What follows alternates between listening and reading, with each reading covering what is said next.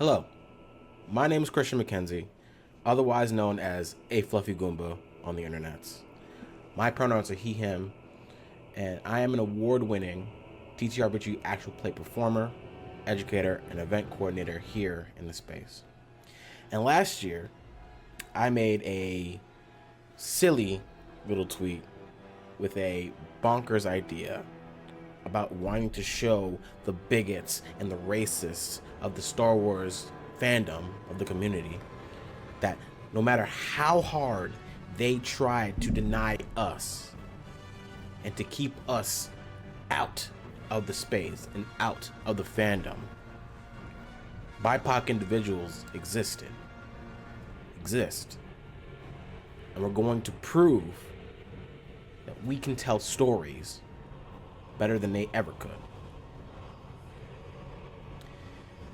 That tweet somehow managed to snowball as the folks at Taletell Hearts and the folks of Obsidian Brews and myself managed to gather over 50 BIPOC individuals to tell 10 vastly different stories for a 24-hour live streaming event, the first of its kind, with that number of BIPOC individuals, proving not only to the Star Wars community, but to the TTRPG community as well, that we exist, and to say otherwise is a lazy lie, to deny the greatness of our storytelling prowess and potential.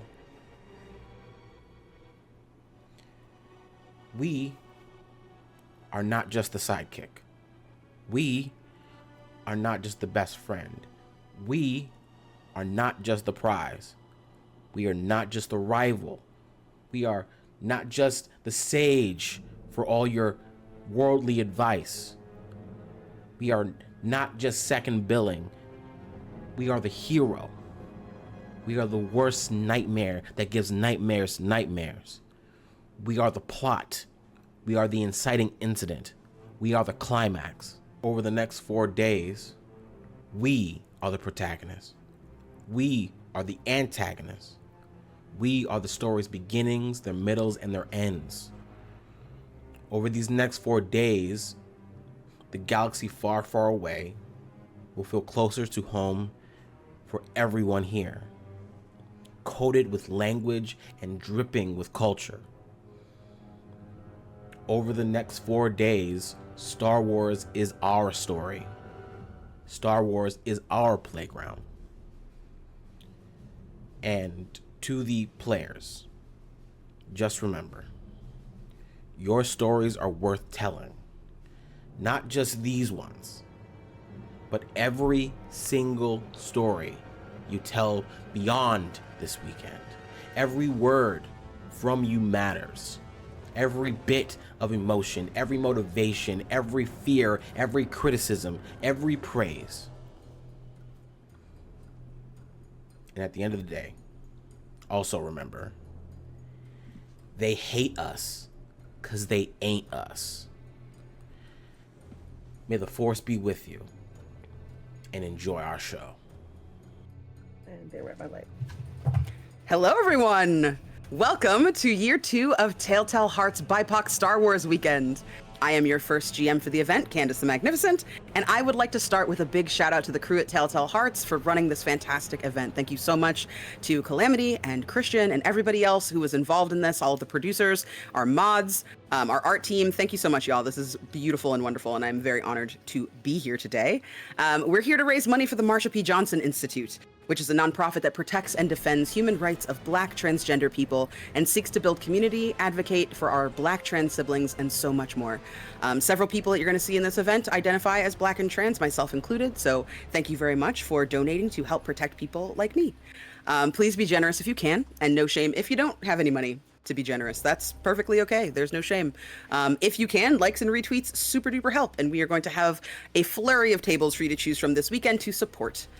Donations will actually be able to affect the game. For this particular table, if you are so inclined, $10 is going to give you a Benny to any player of your choice or just to the pool for the players. $20 will give you a Benny for me, the GM, to do with as I see fit. For $30, we have a bowl of silly voices. If you've seen me do any kind of charity stream before, you know that there's a bowl of silly voices.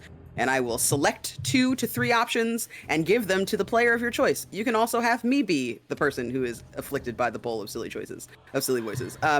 If a player does not want to do the bowl of silly voices, that's okay. You can opt out and nominate somebody else. For $40, every single player will get a Benny. And then for $50, the table gets Bennies, which includes me, if you want to make things harder for our players. So I think without further ado, thank you all for watching. On to our illustrious and mega talented cast. It's honestly an embarrassment of riches to have these folks with me today. Like, the first time that these names were dropped to me, I shrieked out loud and did a little dance in my house. So let's start with Jay. Please introduce everybody, tell them who you are and where they can find you. Hi, I'm Jay Justice. I'm a narrative designer, game developer, editor, and cosplayer, and you can find me at jjustice.net on Blue Sky, as well as that jjustice on Instagram, Facebook, Tumblr, Twitch. I also do game streaming sometimes. So yeah, all over the place. Beautiful. Next up, we have Omega. Hi everybody, my name's Omega Jones, also known as Critbard across all social media channels. My pronouns are he and they. I'm a professional actor and vocalist from the Midwest, turned tabletop designer, gamer, host, moderator, jack of all trades, master of like 3 of them. And I'm very excited for y'all to meet who we are all playing today. Next up, we have Bree. Hi, my name is Bree, or Breedo. You can find me anywhere all over the interwebs at Breedo with 3 E's. And my pronouns are she, they, and I am a tabletop gamer. I am a streamer. I also love to draw, and I am an actor back at home. So, yeah, I'm excited for today. And last but certainly not least, we have Jeremy. Hi, everybody. My name is Jeremy. My pronouns are he, him. I do a variety of TTRPG things, but perhaps most notably, I am a co-host and resident GM for the show 3 Black Halflings. We're a TTRPG/nerd podcast that talks about inclusivity and diversity in TTRPGs and the entire nerd sphere. You can find me at Jeremy Cobb 1. That's Cobb with 2 B's and the number 1 on both Blue Sky and Twitter, which is where I'm the most active, but you can also find me at the Cobbmeister on Instagram. Perfect.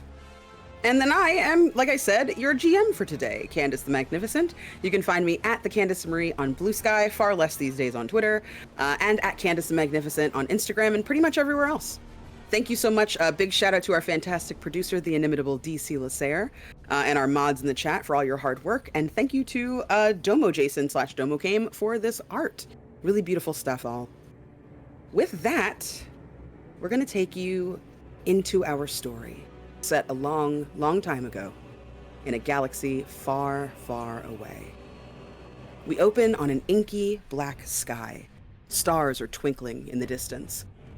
It is silent, except for...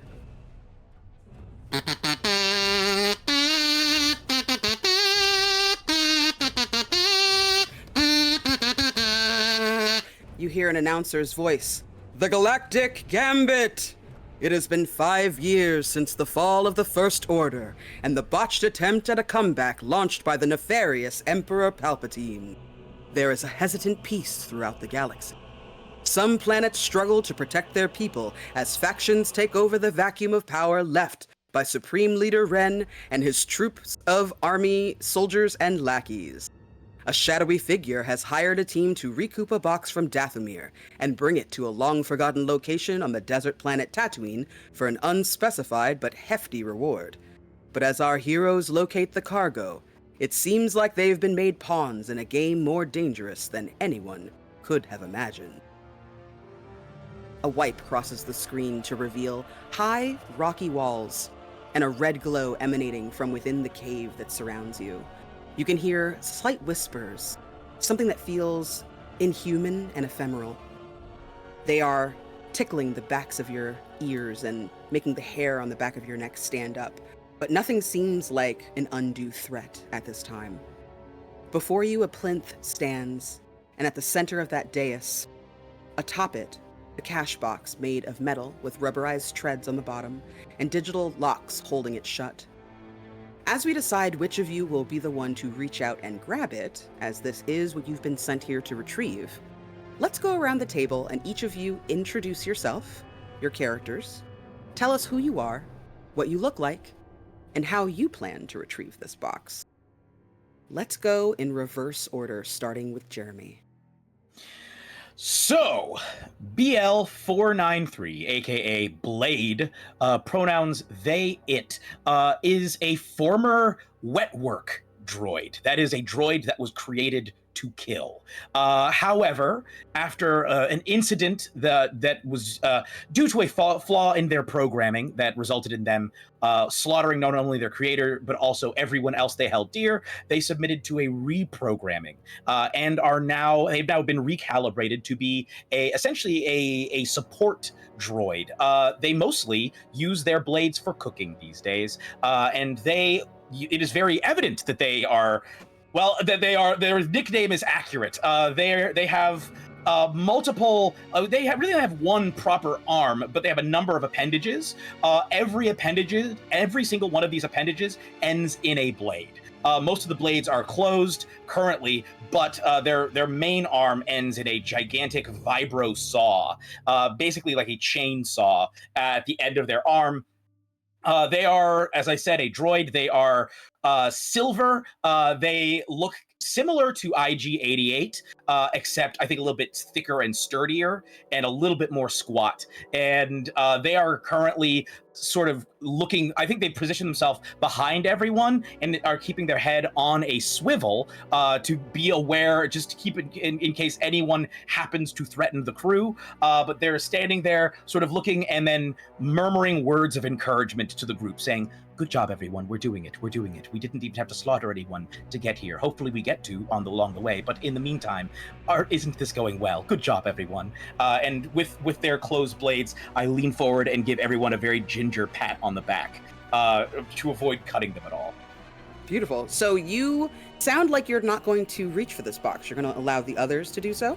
Yes, I am here fully to support the team and protect them in case things go wrong. Okay. And cook them a meal. I will say I am also chopping up a little bit of a salad as I'm doing this. Bree, how about you? So, Zephyr, she is about 6 foot tall, is very sturdy, bulky, definitely has some muscle on her. She has like various scars on her arms that indicate either she's been through attacks or has gotten injured somehow. She usually is wearing like dark red colors, faded gold, sometimes black or silver, depending on the day and how she's feeling. And she has very long, curly, probably 3C hair that's salt and pepper. And she has like very intense, deep brown eyes that tend to turn white sometimes for some unknown reason. Her skin is like sepia toned and she has very sharp features. She's almost androgynous. And she's about 54, give or take. Zephyr is very worn in the sense of she's been through a lot. She has had to protect the people that she loves for a very long time as a community advocate. And it is very apparent that she cares, but there are times where Zephyr, tends to kind of disconnect from her emotional state and do what she has to do, But thankfully, with the companionship of her bodyguard, she has definitely made it through some of the hardest times in her life. So I think with all of that, she's definitely standing off to the side and kind of just observing everyone, taking everyone in, taking in their energy and seeing how she can best assist for right now. Beautiful. Okay. So as you stand back, we pan over to Omega. Tell us about your character and what they're doing, or what he's doing. Funny enough, as the camera pans from Zephyr, it literally goes forward a bit and then to the left a bit. As you see standing directly in front of the box, is this 6'3", most likely 6'4", and that's not too tall. I'm 6'4" in real life, just to say out loud. But a 6'4", light brown tone-skinned individual with vibrant blue eyes, not necessarily unnatural, just pretty bright. I dare not say perfect, but there is not a blemish in sight on this individual. Their eyebrows and the goatee that they have seem to be perfectly shaved and symmetrical. They wear a white undershirt with a bluish black vest of some sort, simple brown pants, some boots that were definitely made for walking, totally, absolutely made for walking. You do see a couple of belts adorning their waist, and attached to one definitely seems to be a blaster of some sort. Because again, bodyguard, as this is Odin, and I should say he, him pronouns. There was a mistake on my part. They seem very calculating, very intuitive, but most importantly, in a position that is perfectly able to protect their mistress, who is Zephyr. And as they stand and look at this box or whatever it is, and I should say they have probably most likely a little bit of hair, slightly curly on top with a shaved side. Again, just looks immaculate, but also just makes sense because of who they are protecting. They got to look the part as well. And they say, this box is in the way, but I should be grabbing this for you, correct? I can. I will. I'm doing so. And they will be the one to absolutely grab the box. Any sweet? Perfect. Okay. So you reach out gingerly to try to grab this box as the camera pans over to Jay. Jay, what is your person doing? How do they look? Well, first of all, my person's name is Winnet All. She is a young Miralukan, which are a race of people who are completely without sight. They typically cover their sensory area where the eyes would be with a cloth. Looks like a headband worn a little too low, if you're not familiar with the people. She has what's typical of her people, dark brown skin and white hair. Her hair is pulled back. It would be severely, like if she was still in the library where she basically lives, in a bun, but instead it's more like a puff of cloud that's like trying to escape the confines of a quickly tied lacing because something exciting is happening outside the ship and she's going to put the books down for a minute and go see. She's never been off her homeworld before this particular occasion, and she's really excited to get to learn more about other cultures that she's only ever experienced through books and some holo discs.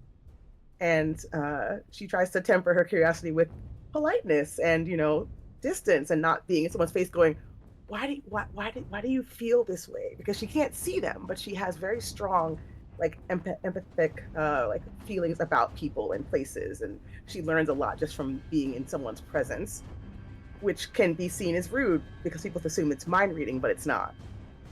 So she's learned a lot these last few cycles of being around people who aren't like her, and hopes that she hasn't made too much of a bad impression on folks, because she really does mean well. She's just very young and learning how to person around people who are not immediately going to get where she's coming from.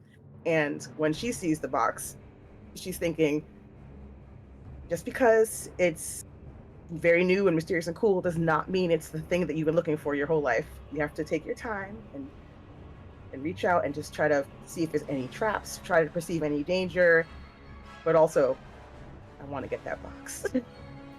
Okay. Go ahead. Both Omega and Jay, roll me athletics, please. Now, for Savage Worlds, you are going to roll whatever your sheet says is your actual stat die, your skill die, as well as a d6 for your wild die. And if either of those lands on the maximum number on that die, you're going to roll it again. So I got a 6 on my d6. Beautiful. Yes, first roll of the game.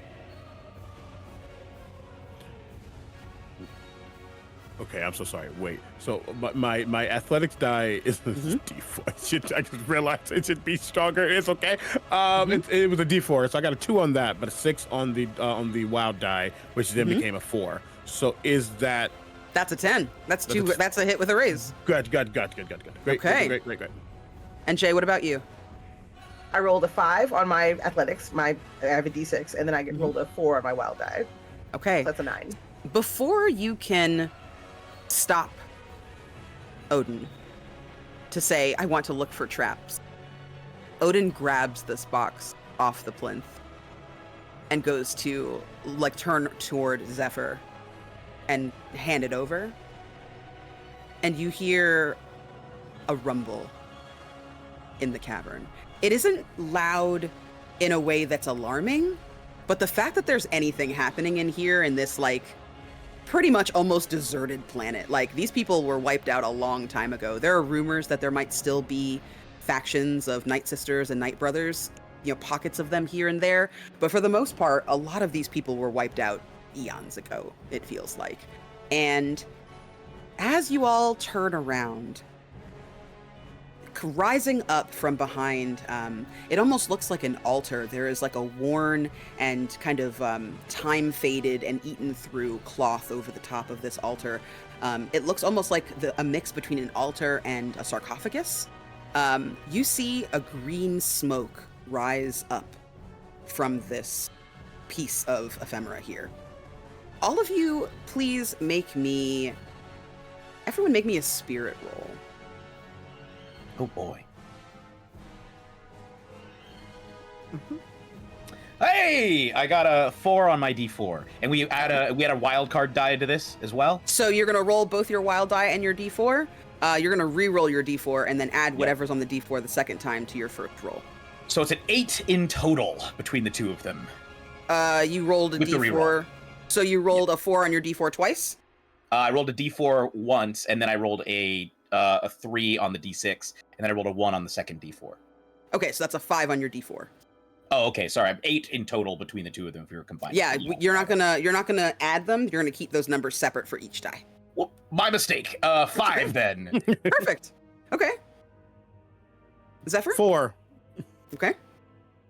I got a 6. Yeah, I think I got a 6. Perfect. Jay? I got a 6 on both die. I'm 6 on both die. Okay, perfect. So all you really, again, in Savage Worlds, all you need is a 4 to succeed.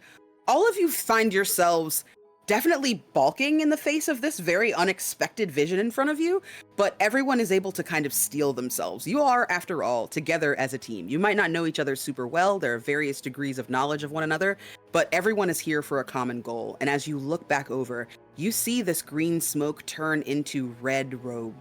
A pale white face with markings, black markings all over it, lines, an intricate, almost face paint-like quality that you realize quickly was this person's skin.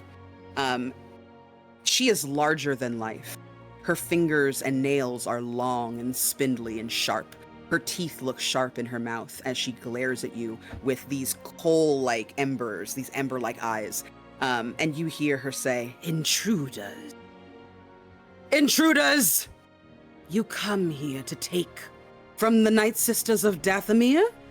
As if we haven't lost enough. First my son, then my people, now our artifacts? You will not get out of here alive." And you see as she conjures this powerful magic, these shooting kind of lightning bolts of purple and blue energy, red energy swirling in this mass, and unleashes it. And as she does, that shaking gets a little bit harder. You can feel it under your feet, rumbling and buzzing around you. The air feels kinetic. And out of the ground rises 3 undead women. They too are dressed very similar in the red robes of this woman. However, they almost look like they are more like foot soldiers of this race of people. They have very gaunt faces. Their bones are broken and stiff, but mended back together with this magic. Their jaws are unhinged and open in a howl, a scream that is shaking you to your core. And as you all look, they assume battle positions. What do you all want to do in this? I have a question. Yes. How heavy or big is this box? This box is not super heavy and not super big. I'd say it's probably about 24 inches long, and so like 2 feet long, maybe, and then probably about a foot wide. Slay, Rectangular secondary box? question to this. Is it sturdy? AKA, if I drop it, will it break? It seems sturdy, but you don't know if there's padding on the inside. Noted. Then with a tinge of slight annoyance, you just hear them go, Mistress, it would seem that we have a problem. We shall handle it, yes? And I will put the box down and immediately, almost very fast, faster than I should be, is in front of Zephyr, ready Okay. to defend. Beautiful, okay. Zephyr? So Zephyr is going to listen to, what tall, bony lady said. Mm-hmm. But something strikes a chord with her when she talks about losing her child. And for a moment, she kind of feels sorry for her, but then immediately when Odin begins speaking, that's when her demeanor shifts and she responds to Odin and says, "It looks like it is time to I didn't want to have to do this so soon, but we do what we have to do, yes?" That we do, mistress. That we do. How about the other two of you? I think upon seeing all of this happen, I think originally when the smoke came out, I was looking to see if I could lift the salad up to consider it might make good seasoning for the salad. When it coalesced into a full-on person, that was when I realized, like, oh, okay, I put the salad away. But now, as soon as this woman started talking about like us not making it out of here, and now other people are here in battle positions, I think I will step forward, swivel my head back and forth and say, well, it looks like I spoke too soon. Hopefully the iron from their blood will make a wonderful garnish for this salad. And I'd like to fire up my vibro saw arm, just as energy like crackles around it, and just real quick look at everyone and say, we're fighting them, yes? I'm happy to hold back if I need to, but I just want to let you know I'm on a absolute hair trigger right now. Beautiful. Win it. What are you doing? If I were by myself, I would probably bow before this immensely powerful woman and beg forgiveness and say that I only wish to learn. But since everyone else is fighting, I guess I have no choice. You always have a choice in Star Wars. You can do whatever you want. I just don't think my singular apology is going to help when everyone else has resorted to fisticuffs. So, Okay, so you assume like a battle stance? because otherwise I'm going to die. Yes. Okay, we are going to I enter can combat. feel the force energy of everyone around me, and it is very powerful. So Yeah, the vibes are terrible in here. Absolutely. yes, the vibes so- are really atrocious. They are, yeah. These femmes are not trying to hide it either. They are upset. You can see the one that is closest to you. Again, they're probably about 30 to 40 feet away. They're not super duper close to you. But the one that is closest to you, you can smell the scent that's coming off of her. And it's not one that feels like it's like a freshly rotted or decayed body. It smells like dust. It smells old. Like you can see how brittle the bones are, even though they're being kind of held kind of in place by this magic, and what remains of the sinew that seems to be bolstered by the energy that's in the air. These ladies are in rough shape. So as we enter combat, in Savage Worlds, the way that this goes, initiative changes every single round of combat. It is not like where you are stuck one time. So what I'm going to do is I'm going to take our deck of Star Wars cards here, and I'm going to roll one for every single person that is going to act. Mother Talzin, who is the woman that is above this sarcophagus here, she is a wild card, which means that she's going to get her own card to act, and then her minions essentially are going to get their own. So all three go on their turn. Each of you is going to get your cards assigned. Some of you check your edges. You might have an edge that allows you to get a free redraw. Or if you really, really hate whatever it is that I'm about to draw for you, go ahead and just, spend a Benny. Thank you so much to the chat. So far, I have a Benny that someone has gifted me. Thank you so much. Also, there is a +1, I believe, a +1 Benny. I think it's for everyone, is what I'm seeing. So thank you so much. Every player gets a Benny. So I have one, and everybody else has. So all of you now should have 4, and I have 4. Actually, I have 5 because the GM gets 1 for each of you, +1. Hey, now, chill. Respectfully, thank you. First up, we have Zephyr. Zephyr, you've got a King of Diamonds. Next up, oh no, Blade, you've got a 2 of Hearts. Oh. Odin, 6 of Hearts. Winnet, Jack of Hearts. Mother Talzin is a 4 of Diamonds. The other ladies are a 7 of Diamonds. And then I'm the GM, so I'm gonna look at something and we're gonna keep going. Cool. So all of you are gonna get into combat. What you're gonna do for combat is decide what it is that you would like to do and then do it. In this game, the way that we're gonna run it, just to shortcut some of the combat maneuvers and things like that in Savage Worlds can get a little bit complex, especially for new players. Instead of doing a ton of wounds and shaken and all of that stuff, if you hit 1 time, that's going to incapacitate a wild card. If you double tap, that is going to kill someone. So you have the option of leaving people alive, but just wounded and unable to pursue you or engage with you any further, or you can kill them. Those are the 2 options that you have here. If there's something, a secret third thing that you'd like to do, let me know and we'll discuss it. So first up, we've got Zephyr. Zephyr, how are you acting? I would like to tell you as well, if any of you have like a high card and you don't know what you want to do and you want to see what someone else is going to do, you can also go on hold. So feel free to do that. Yeah, I actually think I'm going to go on hold only because Okay. Odin stepped in front of Zephyr, so. Got it. Okay, no problem. Next up, we've got Winnet. What is your action? Let's see. I think I'm gonna use a force shield because I don't really want to hurt anyone. I just want to not die. Okay. So I'm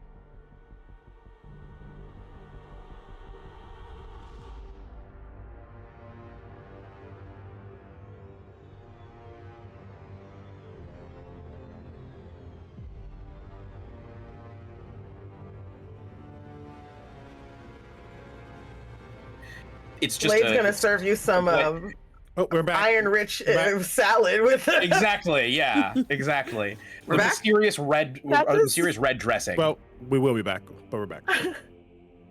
We're not quite back yet because Okay. everyone's in the wrong box. Cool. I we'll get to just be win pause. it. Yeah. No, you don't. I love everyone's characters so much. I would like to So good force so Neil. far. Oh my goodness. I'm like really excited to see how you guys I are can gonna... eat on stream. I'm not on camera. Let me go get a sandwich. No one will know. Come back here with a plate of rice and peas. Rice and peas. Oh, I forgot to describe Winnett's appearance. I might as well do it now. Like in terms of what she's wearing, really loose robes that are just full of stuff that you would not expect somebody to have on this kind of trip. Like, why did you bring all the books you like to read? You don't have to memorize them by now? No, but sometimes. You never know. And you can't tell by looking. You have to touch it. But the robes are all embroidered with different familial things in the language that is specific to Mirror Lukens. That's like woven into the clothing, so you don't feel as alone when you're not at home. Aww. It's like wearing a baby blanket. Yeah. Not everyone does that, but you can turn some family heirlooms into like wearable clothing. So she did that when she left. That's so cute. I was like, I should mention this in the beginning, and then I forgot. So, We have is my time. camera just not working? It's not you. Because now it's just me. It's don't yeah. I would we players we touch nothing. Let DC do. Okay, I'm not what changing they- anything then. Yep. I mean, I could regale everyone with more Star Wars jingles on my kazoo. Can you give us I the should go find cantina my theme kazoo, so we can do like a whole kazoo orchestra. Oh yeah. or the spice? Yeah.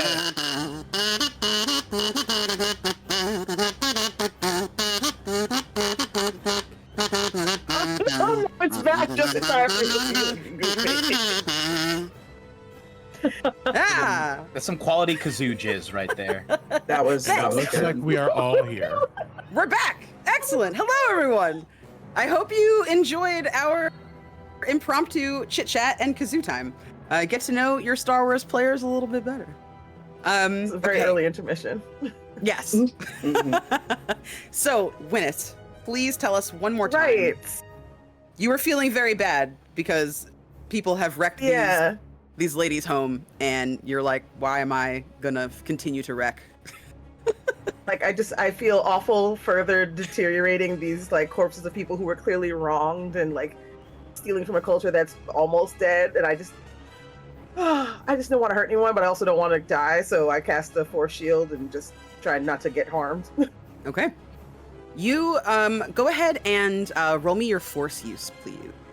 All you need is a d4 to succeed, and then you're going to subtract the number of power points that are power points. So power points are not really cool informational presentations in this game. Power points are actually what you use to use magic or force powers or etc. So you're going to subtract the number of points that you are spending for your force shield from your total.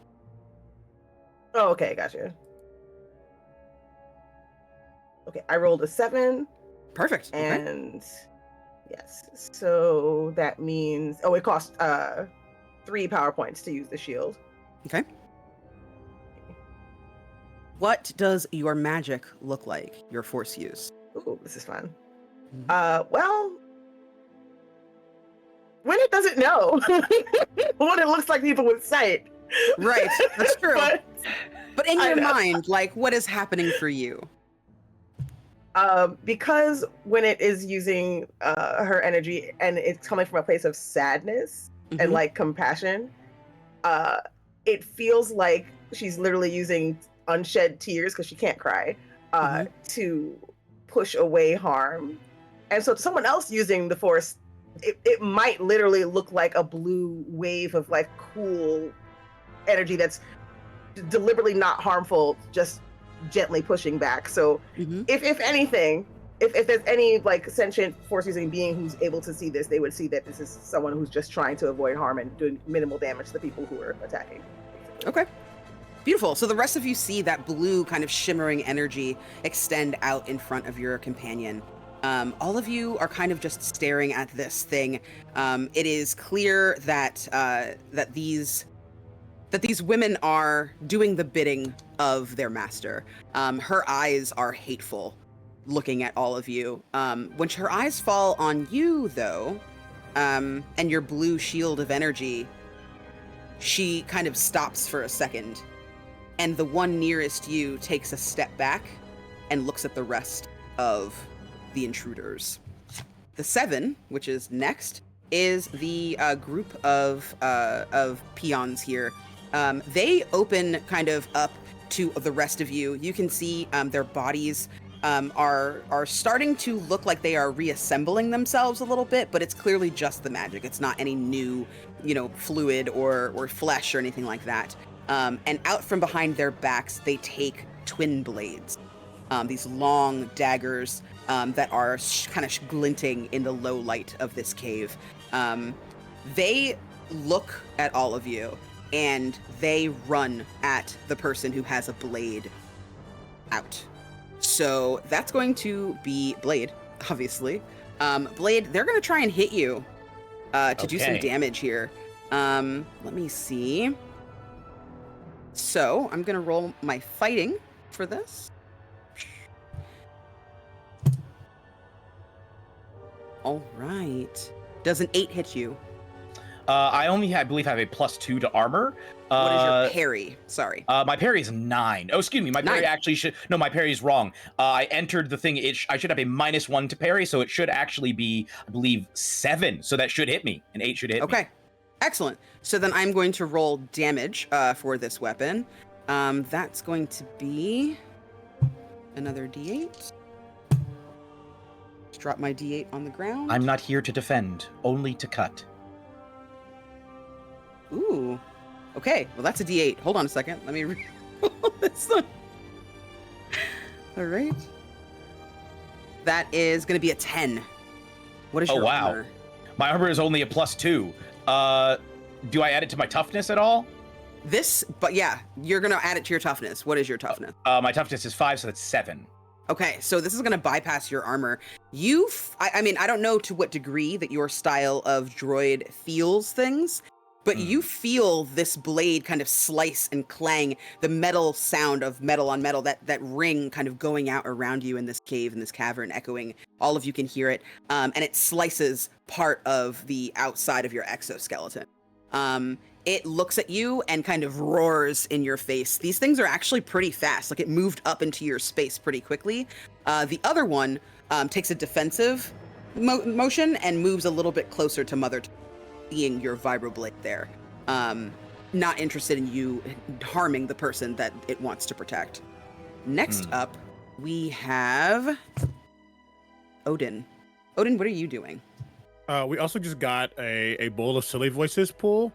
Bowl of silly voices? Yeah. Thanks! And I said I can take it for reasons. All right.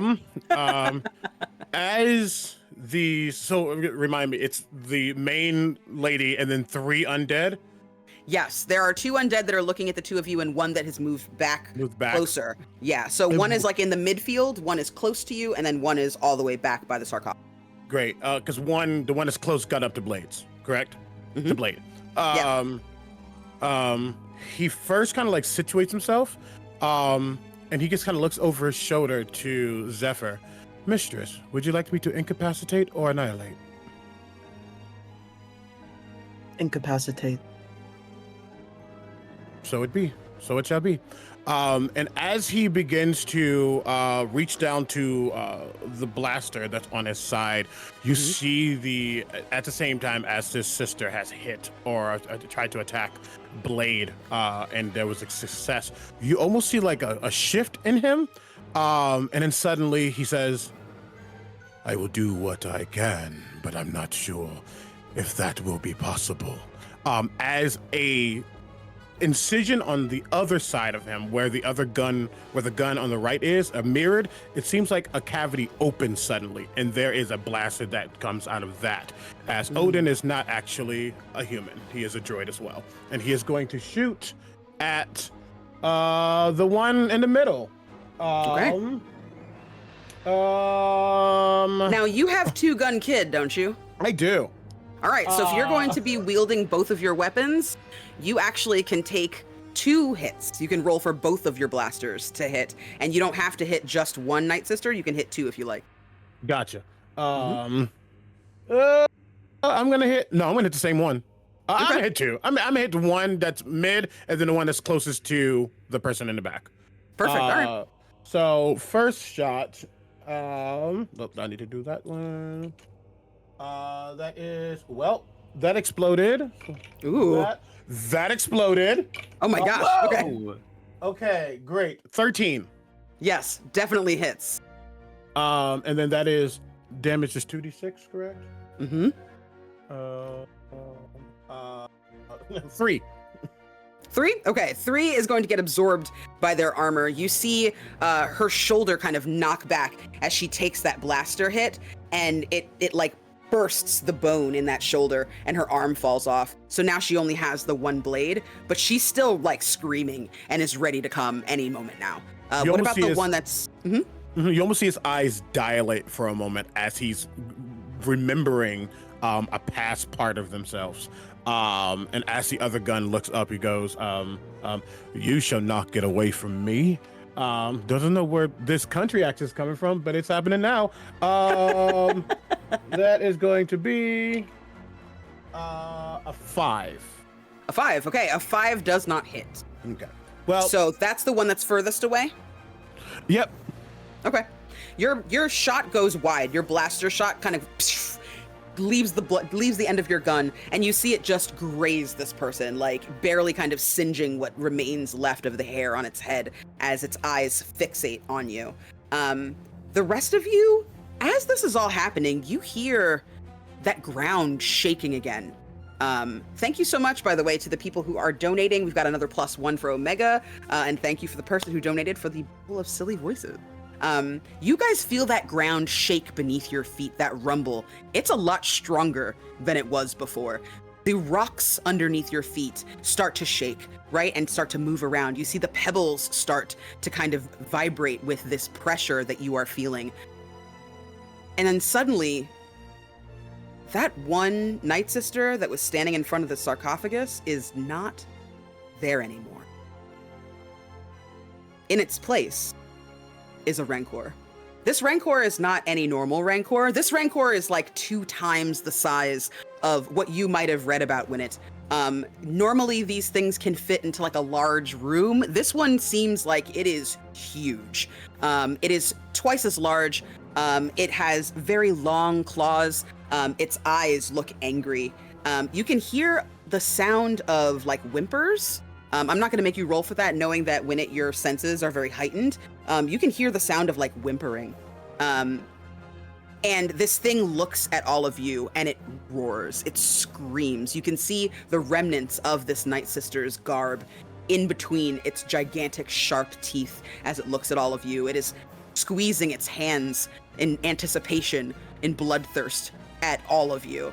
And I think as it takes its first step towards you and starts to try to swipe and reach out, we are going to roll a different, we're gonna choose cards for a different kind of initiative. This Rancor is gigantic. On a good day, you would have a hard time fighting a Rancor. The skin is leathery and thick and tough on this thing. The hide is impossibly strong. It looks like it has really kind of set up shop here. Everybody roll me notice, please.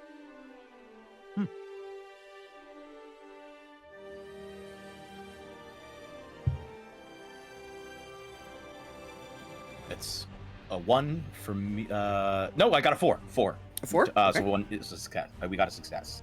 All right. Whew. 8. 4. Beautiful. Okay. 4. 5. 5. Okay. So all of you are kind of here looking at this thing. You can feel the icy fear coursing through your veins. This thing is just impossibly huge. Larger than I think anyone's ever kind of described a Rancor, even in books where these things are like, you know, the stories that you tell your kid before bedtime to make sure they, you know, brush their teeth and do the right thing before heading off to dreamland. This thing is the stuff of nightmares. And Odin, you hear those whimpers, and a quick scan of the area behind and to the left of this creature, you can see a small nest of baby Rancors there. They look frightened and scared. They're cowering, and their mother is ready to just completely dismantle anybody that's for babies. We are going to enter a chase scene. The way this chase scene is going to work is I'm going to choose a card. I'm going to pick a card for each of you, and I'm going to choose one for the Rancor to see who acts when. We're going to do 2 rounds of this. You will have 2 rounds to make your way out of this cave. I'm going to have you roll your athletics. However, if there's something else that you would like to do on the second round to ensure that everybody or just yourself gets to safety, feel free to use the skill of your choice. This first one's going to be an athletics roll. In Savage Worlds, because it's Texas Hold'em and poker rules with your cards, if you draw a club, that club is going to put you at a -2 to any actions while you have the club active. You may spend a Benny to have me redraw. So again, going in the order that we had before, I think the order we had before. Sorry, I'm a little frazzled. I'm like so excited for you guys to see this round. Anyway, so first we have We're all Jay. frazzled. There's a Rancor here. Jay, you have got a 9 of clubs. Oh my goodness. Oh no. Yeah, Bree. That is a 10 of spades. Jeremy, Jack of clubs, and Omega, 8 of diamonds. Does anyone want to reselect a card? Repick a card. I'd like to You leave can trade the in a club Benny? club. Get worse. Yeah, I'd like to trade out of the club if I can. Okay. And spend a Benny and see if we can get something that isn't a club. All right. Good choice. Your second card, 2 of diamonds. Yay! We're back. Anyone on else? the 2. All right, I feel like I should do that. Yeah. Okay. Queen of clubs. Woohoo. Do you want another literally one? The queen of the clubs. No, I'm just gonna let Stay. it ride. All right. That's Can fair. Can I? You just start can I curving give? immediately. Can I give a Benny to Jay to redraw? Is that okay? You, what you can do is you can do a support roll on Jay's turn, because I don't think you have common bond on your sheet Gotcha. on your edges, Okay. right? Yeah, I can definitely Yeah. do that. I can do support So then, roll. so then you can, if you do a support roll, if you get a raise, that's going to be a +2, which is going to negate the -2 that Win will be at. Okay, and what do I roll for support roll? For support roll, it's going to be whatever it is that you would like to add to that. So, for example, if you want to like pull Win it along with you, you'd roll your athletics. If you Okay. wanted to fire off, you know, like some magic or something like that, like right, use your force powers to try to kind of confuse this thing. You can roll your force use. If you would like to throw something that's also athletic. So Okay. whatever skill corresponds to what you'd like to do, that's what you're going to roll. So, Okay. as a matter of fact, go ahead and tell us how you are planning to help right now, because Win is up first. So I think what I'm gonna do is I'm definitely going to use my force abilities to put some sort of defense around her. Mhm. So fun fact about Zephyr, she doesn't really have formal training when it comes to the force and how she uses it.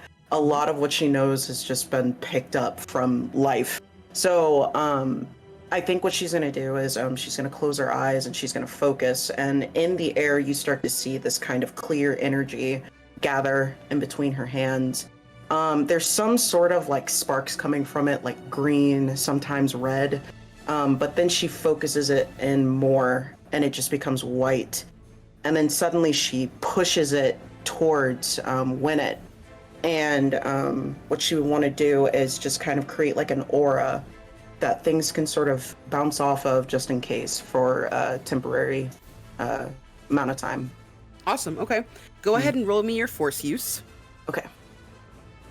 Oh, let's see.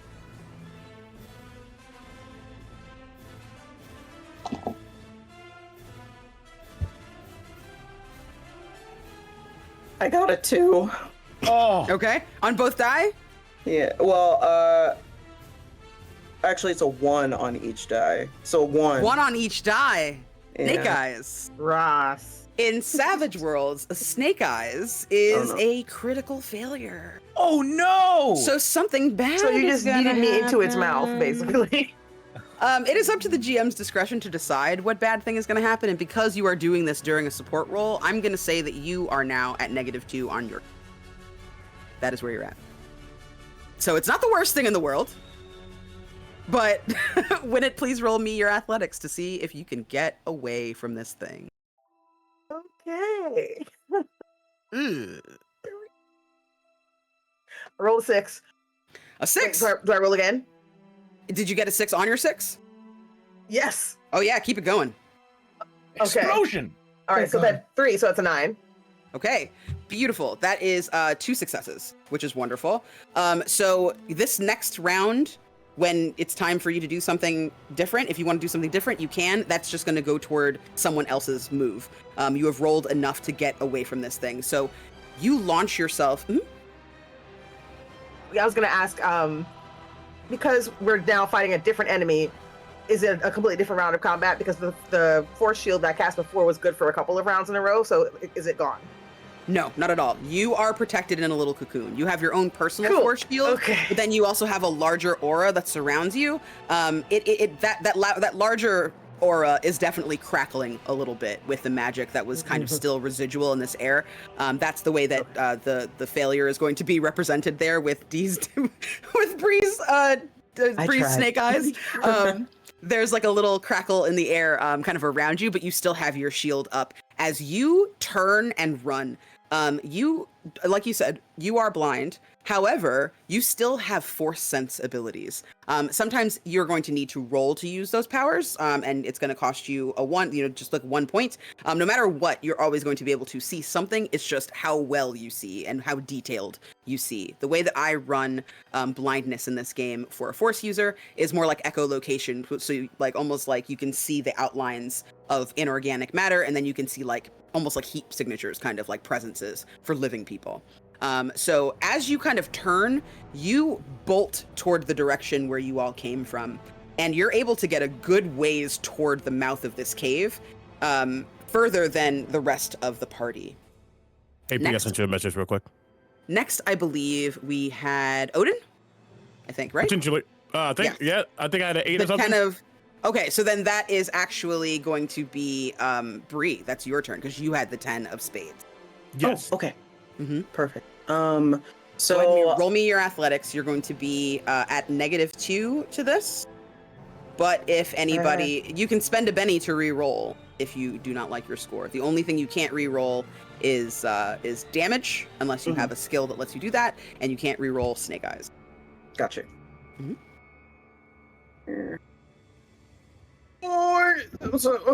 Oh, that's actually not bad. An 8. An 8. Awesome. Yeah. Okay. That's a hit with a raise. Well, it would be if you weren't at -2. That's a 6, which is still a 6. But still, every player gets a Benny again, so please add 1 more to your cash. Thank you so much, chat. We really appreciate it. Please keep them coming because so far this has been surprisingly deadly. I'm rolling okay today. Feeling like a champion. Anyway, so you turn around and that momentary hiccup has you in your feelings. And I think on the turnaround, like as you realize that your spell, like your magic has faltered, you too, out of the corner of your eye, see those babies. And you realize that like, you just need to get out of here. You don't belong here, right? Like you are a motherly figure. You know what it is like to have an outsider come into your community and to disrupt the people that live there. You don't want any part of this. You've got the box. You can go. So you turn around and you make your way about half as far as Win It. So Win It is like twice as far away from you as you are. Next, we are going to have Omega. So what is Odin doing in this moment? I know you're going to roll your athletics. Are you trying to, do you see that Zephyr is good and you want to kind of continue, or are you trying to do something different? Hey chat, quickly donate as I get an answer to a thing, which is going to inform what I do right now. Okay. But I think more importantly, he does see that Zephyr seems to be, for the most part, getting some distance away, because clearly this is no longer what we thought it was. I'll say at the very least, as he has that other gun in his hand and his entire demeanor kind of shifts, this kind of break in reality of what it actually is kind of shakes him out of his own stupor, and he quickly reholsters that second blaster into the side compartment within his leg, and that quickly closes up, hoping that no one else saw it. And he kind of comes back to himself. Great. And as he sees that and looks back, and also I assume realizes that they are just a kid looking, or no, not kids, but protecting their babies. They begin to look around, and what I would love to do is use my MacGyver edge. Okay. To try to make find like whether it's like scraps or whatever, try to make like maybe like a ball or something to distract the big thing. You know, like pets like things to run for. And now this is not a pet, but something to just momentarily distract and just see that we're not actually trying to harm it. We're just trying to get away. So that's what I would love to do if possible. Inspired by just seeing, and the more you look at it, it actually looks like a children's toy as well. So I think what this is going to look like is roll me your athletics. The next round, you're going to roll your repair skill, so that you're able to do that. I'm going to say that you can do that on the run. You are more than capable. This is something that you do relatively frequently. So I'm not concerned about the mechanics there. What did you get in your athletics? You can use bennies to reroll? Is that what I heard? Long as it's not snake eyes. It's not snake eyes, but it's bad. Okay. Yes. You can use the Benny to reroll, yes. And I think you just actually got a new Benny, so. Yeah, I'm like, thank you so much, chat, because that was rough. Okay, not much better, but better. 5. Perfect. So you're able to catch up to Zephyr. Your hands are working furiously as you're trying to assemble this thing to try and distract this creature. It's the creature's turn. The creature rolls up behind you. The rest of you kind of look on over your shoulders in horror as it seems to overtake Blade. Blade is doing everything that he can to move forward and to get ahead, and unfortunately is just not able to outrun this Rancor. It takes a swipe at you. I am going to roll its attack. My legs are short. I am not built for running. I am built for killing and cooking. Okay, let's see. I basically just have feet that are just beneath my tube-like body. All right, that's a 13. That's imagining definitely a little Robo-Death Kirby. Yeah, just covered in blades. No legs. This long tube, just pink. Yeah, that absolutely, completely busts through. I have no defense. Yes. So sorry. So you're gonna get that you feel like the wind rushing toward you before this thing like gets you. I'm gonna roll this damage. I didn't ace on damage, I don't believe. Okay, that is okay. I've already been hurt once as well. So that is a 9. Okay, so I think the first time you have a 7 toughness? Yeah. So and the first time I got hit with a 10, so a 10 and now it's a 9. What does this do to me? Okay, so in Savage Worlds, that is going to cause you a wound. Right now, you have taken 2 wounds. When you get back to your ship, just because we're in the middle of this chase scene, when you're back in your ship, I will let you roll Vigor to soak your wounds. If anybody has any kind of mending or patchwork that they would like to do, if anyone has repair, since Blade is a droid, you can do that on the ship. We can kind of resolve that in a bit. But yeah, so you feel these claws swipe out at you, and one of the blades that's on you gets ripped off. It falls. You're able to kind of keep yourself together. So you're able to take that with you, but you can feel like this thing almost breathing down your neck. Like obviously you have this metal body, but you can feel the warmth of this, like this disgusting hot breath as it is leaning ever closer to you. With that, it is your turn. Okay. Now, GM, I have to ask you. Yes. Is it mechanically possible for me to injure this Rancor? I mean, you can try. But it is theoretically possible. Theoretically, you could wound this Rancor. Because this is a one-shot, I'm going to tell you that it has a toughness of 20 and an armor of 4. So that's up to you to decide if you want to go there. I'm willing to take... Here's the thing. I wouldn't be asking, but... One of my hindrances is bloodthirsty, which means that I never take prisoners. I also am vengeful. That is another one of my my issues, which is I seek payback for slights against me and will cause physical harm to get it. And I also have an edge called Berserk, which means that after being shaken or wounded, melee attacks must be wild attacks. If I may, I would like to make a wild attack against this Rancor, also using my edge, in addition to this, Frenzy, which lets me roll a second fighting die with 1 melee attack per turn. I would like to swing at this thing with my Vibro Saw. As this thing, like, as it hits me, things clank, and something I think clinks against that my like circuit boards and bumps up against that little flaw in my programming, and I think my eyes, which normally are like faint pinpoints of blue, turn red, and I'd like to whirl on the. I had a completely different plan. I was gonna try and shoot cinnamon in its eyes to distract it long enough for us to get away. I am in full attack mode. Would I roll fight? Yes, you were gonna roll your fighting die. So I guess both of them. Keep them separate because it would be 2 different attacks, basically. Okay. What a wild attack is gonna do? Wild attack, you are at +2 to hit. Yeah. And I believe a +2 to damage. However, you are also at -2 to your parry. Okay. It's like you're leaving yourself open. Okay. And I also would roll my wild die. Would that be correct on this? Yes, you're gonna roll your wild die to hit, not for the damage. Okay. So I did explode on one of my dice, on one of my attack dice. Do I keep the total from the first one as well? Yes. Okay, we're gonna roll. You're gonna again. add to that first total you're gonna add the subsequent explosion to that first total on that die. Okay. So, and I also have a +3 to hit with this weapon. Okay. Plus the +2. Okay, so let me just 1, 2, 3.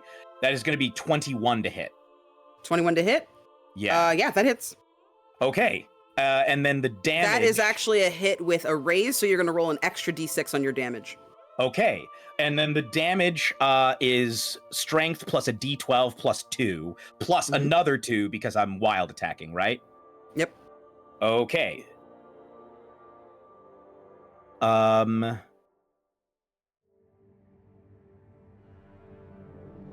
the d6 exploded, so I re-roll that, right? Yep. Okay. So, it's going to be 10, 21, 22, 24 on the damage. 24? Okay, so 24 breaks its armor. You unleash this assault on this Rancor, and while it doesn't actually wound the Rancor, because it's like a meets it beats it situation, like you see the Rancor is definitely like ding, you've managed to damage it, it's still going strong. It just screams in your face. Its eyes look angrier now, and it can't go again because we are still like in our order of initiative, but this thing is like, it's out for blood for you. Like you guys are bloodthirsty for one another at this point. As it screams in my face, I would like to go, right back. Okay, excellent. We are going to then start one last round. So Bree, you've got an ace of clubs. Jay, you have a 7 of spades. Omega, you have a 9 of spades. Jeremy, you have a 6 of clubs. Does anybody want a new card? Spend a Benny. Bad things happen if we get clubs, right? You're at -2. Okay. Can you? I'll spend another penny to get another bull. 5 of diamonds. Okay, great. Anyone else? I'm just gonna roll with it, see what happens. Yeah. Okay. The Rancor got a queen of spades. Come on. That's right. That's rancid. This is disgusting. I will allow the expenditure of a Benny to make me draw a new card. I will do that. Yes? Yeah. Okay. I will do that. Thank you. All right. 1 of clubs, please. That's a jack of diamonds. Dude. Come on. Anyone? Chat, please. Does please anyone help. else have a penny that Please. they'd like to spend? Please. I have bennies, but I'm not spending it on that. So if anybody else would like Chat, to can spend someone a in chat penny- spend a Chat, penny? please, chat. Somebody go to Candace's house and plead with them. Just plead Sorry. with them in person. I have to tell you, this is like the best I've ever pulled in a live game in the history of any time I've ever GM'd. I usually roll like absolute garbage. I'm so sorry. Okay. I already have 2 wounds. There's only so- 3 on my sheet. And you picked. Well, you bad things come in picked a threes, fight. don't they? You picked a fight. It's true. It's true. It's You true. literally did, though. You literally did. I have no one to blame but myself and luck. This is the finding out portion of the event. Okay, so Bree, you go first. You are at -2. Is there something that you would like to do just as you get outside and see your ship right there, ready and waiting for you? I think what she's gonna do is she is gonna make sure that everybody gets to the ship. She's gonna try to hold them off as much as she can until they can get to the ship, and then she's gonna break for it. All right. So I think in order to use that, Are you using your big power? You have 1 big power on your sheet. oh wait, hold on. Oh my god. It's gonna take a good number of power points, but if chat replenishes you with bennies, you can spend bennies to re-up your power points. Chat, please. So I know that we're in the first half of the game, but if you want to do something drastic, you can. You got that mama strength. Yeah, I do. Okay, so then yeah, I'm gonna go ahead and use Force Bind. I think it's Okay. Force Bind. Yeah. Yeah. I'm gonna go ahead and use Force Bind. And like I said, as soon as everyone of the party is out, she's just gonna go ahead and do that. And I think it's gonna kind of look the same as she did before, but only it's gonna kind of encompass most of the opening that is in front of them. So yeah, she's gonna be. Oh my god. But let's. Because this is a big baby, I'm gonna double the number of power points you need. So instead of 2, it's gonna be 4 to hold this big ass creature in place. That's perfectly fine. Go ahead and roll me your force use, please.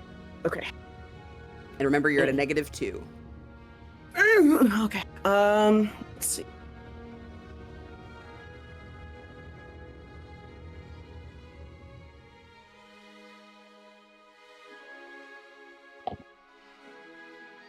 A 7. 7. Okay, that's with the -2. A 5. 5. Still a Sorry. 4. Good enough. What does it look like as you muster up the strength to constrict this thing with your force energy? I think the last time she used this much power with the Force, it did not go well. So I think there is a look on her face that is surprised, because she hasn't done it since it didn't go well. But then suddenly her eyes do the shift of they turn completely white. And her hair is kind of like flowing on the outside, or it's giving storm vibes basically. But she is like holding both of her hands up, and in her skin there are these white veins that kind of span up her forearms a little bit. And she's just kind of putting everything that she can into holding for as long as possible. Okay. So yeah, that's kind of what it looks like. You see, the rest of you see this rancor and hear this rancor, in your case, win it, a strangle in its voice as its roar kind of gets cut off almost, and its body goes a little bit rigid. You can't see any, the rest of you can't really see anything holding it specifically, but it almost looks like there is a tube around it that is keeping it, like, its arms at its sides, its legs kind of together in its body, so it's almost more straight up and down. Rancors are large, kind of squat creatures with huge arms and broad shoulders. this thing looks like it's kind of just shoved into almost like a invisible tube of sorts. As you see Zephyr wielding this incredible amount of energy. This character now, this Rancor is going to try and break free. That is what she is going to use her turn for. Let's see. I believe in order to break free, she's going to roll. Oh, that's not enough. Okay, we're going to spend a penny. No! Ain't no way. Oh, I'm going to spend one more penny. No! Yeah, see, that's what I'm saying. This is what we're used to right here. Do y'all see this? Do y'all see I only this? have three of them left. So, okay. The Rancor screams and yells and just like, "Rah!" Like you can hear it making this like coughing sound as it's being constricted and it can't move from this situation. Knowing that this creature is held in place, do the rest of you try to make it to your ship? If you want, we can end this chase and just move to the ship because this thing is held the way that it is. So if you would like to continue on, we can do that. If there are people who still want to do things in this space, then let me know what that is. Odin, your item in this time, I don't even need you to roll for it. If you still want to make it and roll it toward the little baby Rancors, you can. But it's totally up to y'all if you would like to just kind of call this situation. Right now, as long what's taking precedence is what Zephyr is doing. Okay. And I think he was like starting to try to fix it as he was moving, but seeing this display and seeing what's happening, he has never understood this thing that everyone calls the Force. It's like I can be forceful too, and I just push a box. You know, like that's fine. But what he does do is quickly, because I did drop it. I want to make sure that it's still gotten the item that we needed. Yes.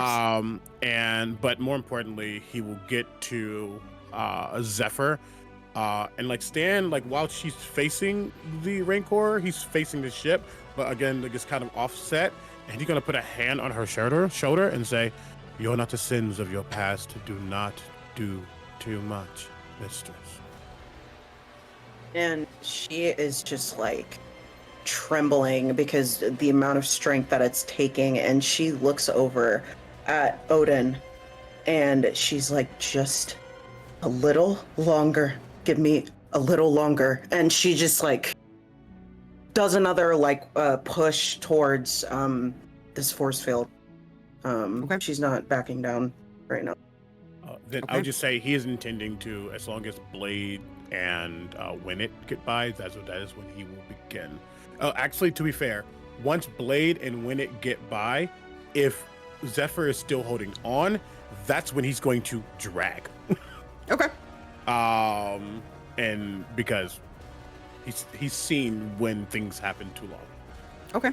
Winnet, what is your plan? Are you just trying to, I mean, you're closest to the ship, so are you about to feel the Dathomiri's sun on your face? Like, what what is your plan? Well, okay, so Winnet's first instinct was to run, and she's still sensing all of the frustration and anger from the Rancor and the immense amount of strength that Zephyr is expending to try to contain it, and can sense that no one has harmed the babies. They're safe, they're fine, and it's just that the mother needs to be calmed and to understand that they're not in danger anymore.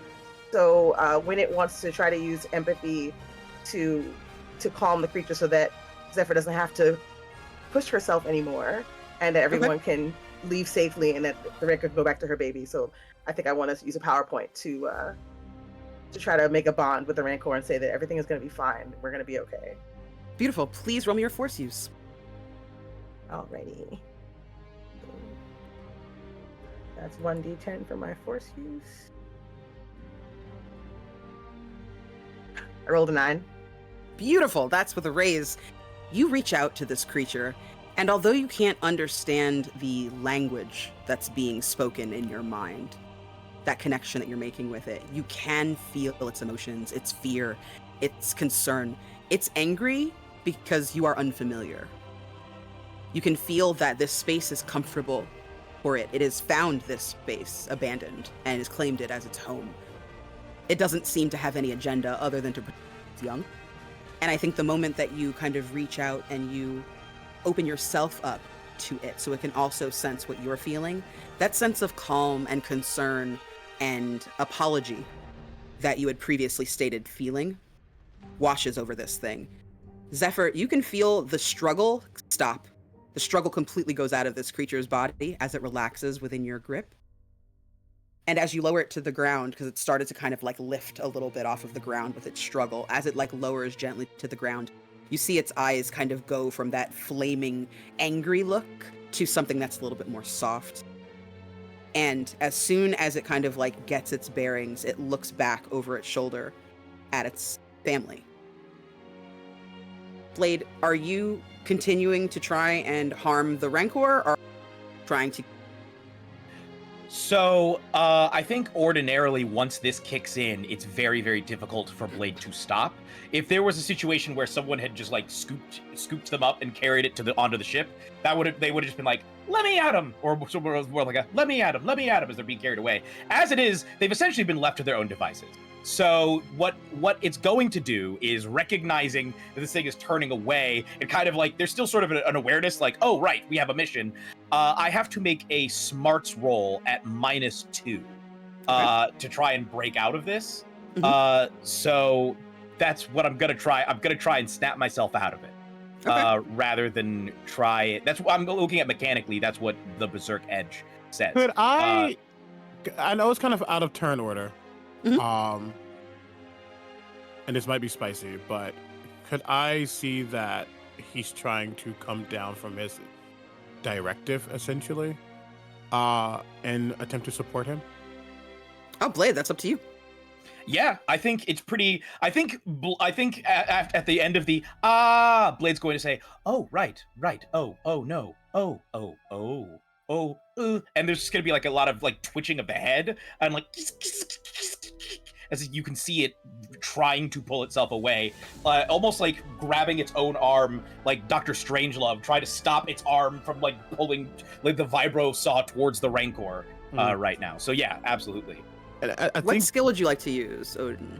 I think you tell me. It's probably gonna end up being persuasion. However, I'll still just let you decide. Do you want to grab Blade and take Blade out, or did you want to instead try to persuade it to go against what's happening? So it's going to be a vocal thing, but I'll say it's probably persuasion, but still, I'll say what I'm going to do, and then you let me know. Sure.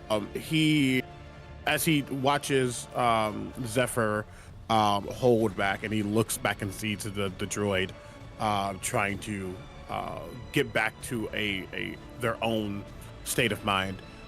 He turns, and a very different voice comes from him, and he says, "Brother, we are not our directives. Come with us."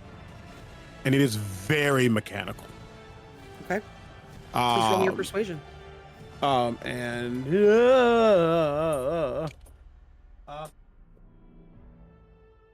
just gonna casually reroll that D4 real quick. Yeah. I'm gonna casually reroll that D4. See, it's in Savage World, it's not bad to have a D4 sometimes. 10. 10. Ooh, hit with a raise. You get a +2. So you're rolling a straight roll there, Blade, to try and resist this. Okay. So I have to roll smarts. So I'm rolling plus the wild die, right? Yes. Okay, let's see what happens. We got a 6. I'm gonna roll again. It's an 8 in total. Yay! Okay. So you hear this voice that isn't entirely familiar. You don't really have a relationship yet with Odin, but you hear a voice that feels familiar, and it speaks to the code inside of your system in a way that you are not expecting. And that clarity comes to you. You snap out of it, and you look around, and you see that this Rancor is retreating. And you're able to just kind of move yourself to the exit. All of you guys get to the ship. It is intact. It is ready and waiting. Odin, I imagine you would have kind of clicked the button to open the hatch and everything. All of you pile in. This Rancor does not. You do not see anyone else trying to come after you. You don't see any other creatures, or even for any kind of spirits or ghosts or zombies. No one follows you out here. You are able to get into your ship safely and launch up into the sky, zapping into hyperspace as we take our break. Everybody, please come back in 10 minutes. We are going to get back into this game. We have technically two new locations for you. So yeah, please, again, like and share this event, not just this table, but all of the other wonderful to come. We are going to be going until the evening of May the 4th with awesome content. So please give if you can afford to, and if not, just support us. Thank you so much for being here.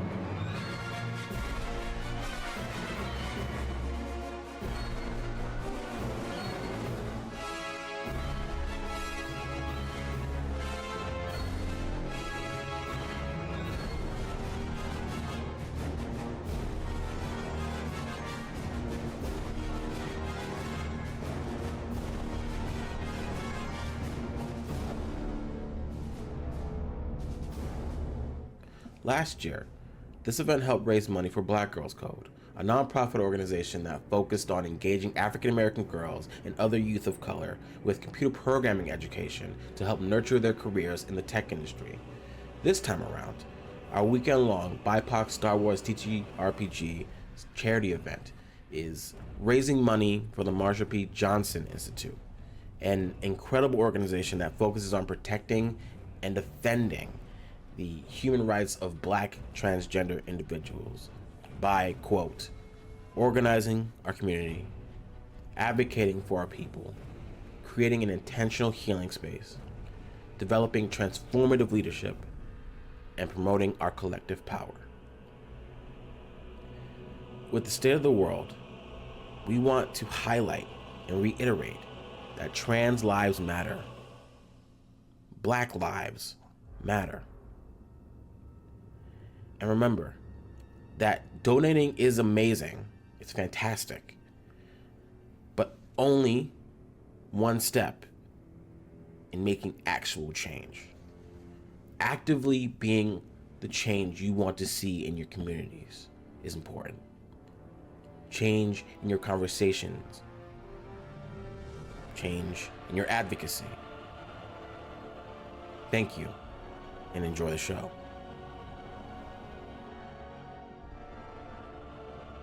Welcome back, everyone. Thank you so much for being here. We are having a wonderful Star Wars weekend so far. This is the very first session. There are plenty more to come.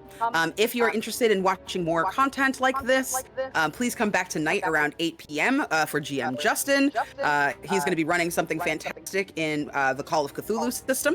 And then you will be able to see a ton of people tomorrow, as well as Saturday and Sunday. Our very own Jeremy Cobb here at the table will also be running something. So I believe that's going to be Alien RPG, right? Yeah. Yeah. So definitely come back. Keep your Star Wars going. And may the Fourth be with you. So let's see. We are going to get back into this. Everybody gets back on the ship. You find yourselves kind of panting, trying to catch your breath in any way that you can. That was a lot. A lot of unexpected Rancor action in a place that you all kind of thought was previously deserted. Hold on a second. I am seeing... Oh, are we good? Audio-wise? No? The echo is still occurring. All right, we're going to pause for a second. We're going to figure it out. So right now, Bree, it's coming through your speaker, and we can hear everything through your mic right now. Yeah, that's, I was trying to say it without... Yeah.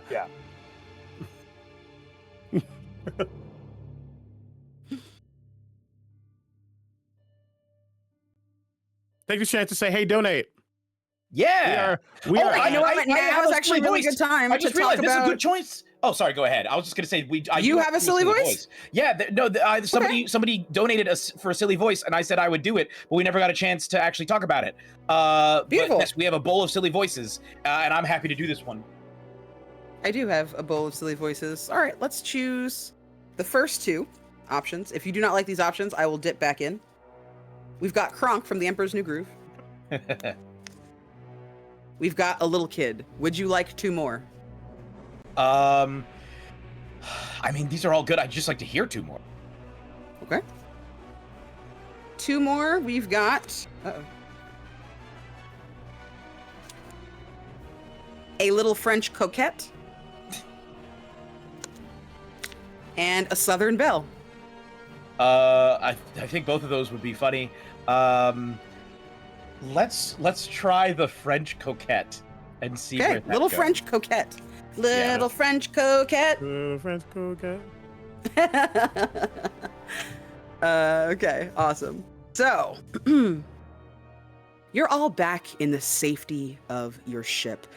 Out of the viewfinder window, see the inky darkness of space, stars twinkling among them as you are racing against time. You're trying to do everything you can to get to Tatooine and to complete this mission and hopefully get your bag. This was a lot. No one warned you that there might be a Rancor, and part of you is like, maybe you get a little extra from this. Maybe you ask someone for a favor, or I don't know, a premium for risking your life in a way that you did not think you were going to have. As you are on the way, entering into hyperspace, we see a little hologram pop up in the center console right next to you, Odin. There is a call coming through. And as you answer it, you can see a shadowy figure. There is kind of a long kind of cloak, like a mantle pulled over this person's head. Their face is obscured by that shadow. And you can see that there's kind of a lumpiness to the top of the head, like there are 2 points underneath this hood, as they kind of like have their arms kind of crossed and uncross them to speak with their hands at you. You hear a distorted voice, as though they're speaking through some kind of vocoder or something like that. Do you have the box? It has been acquired, yes. Is everyone in one piece? He clearly looks back at Blades. For the most part, they will be at 100% shortly. Perfect. Apologies if you encountered anything unusual. Well, we could have been warned. We did not know what to warn you for, just that you were heading into uncharted territory. No one's been to that planet in many years. I see. You did, however, put my mistress in danger, so that does deduct a point from how I feel about you. But for now, we are safe. Well, Odin, it's fine. Promise. Thank you for that, Zephyr. We actually... my associates and I value loyalty, so it's nice to see that in our people. You're not necessarily one of us, but still, doing business with you, it's good to know that you have each other's backs.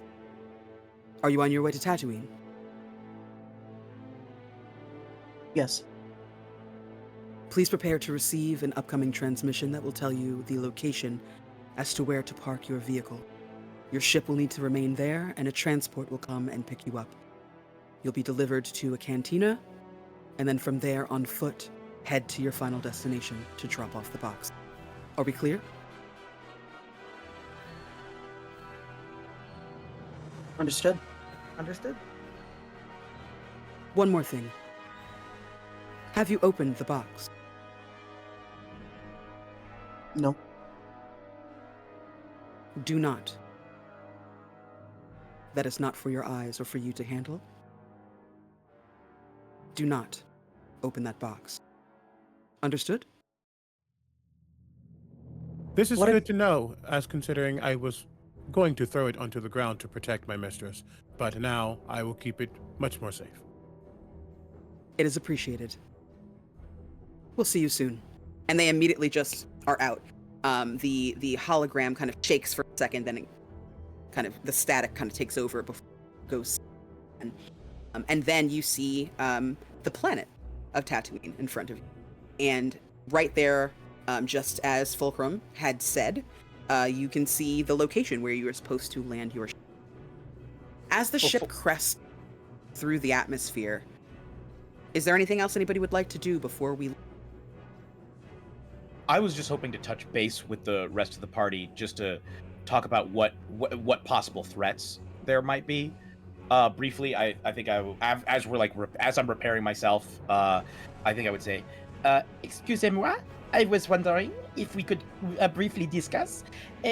So the strange woman who manifested when we touched the box, do we think that perhaps that the strange green smoke might have accompanied us to this planet, and if we make contact with the box again, we may again be swarmed by desiccated, angry women, and maybe a rancor with babies? I don't think that the way she manifested can be done away from the source of their power, it really felt like they were so connected to where we met them. I mean, I don't know everything, but I don't think that the box could do that. Could it?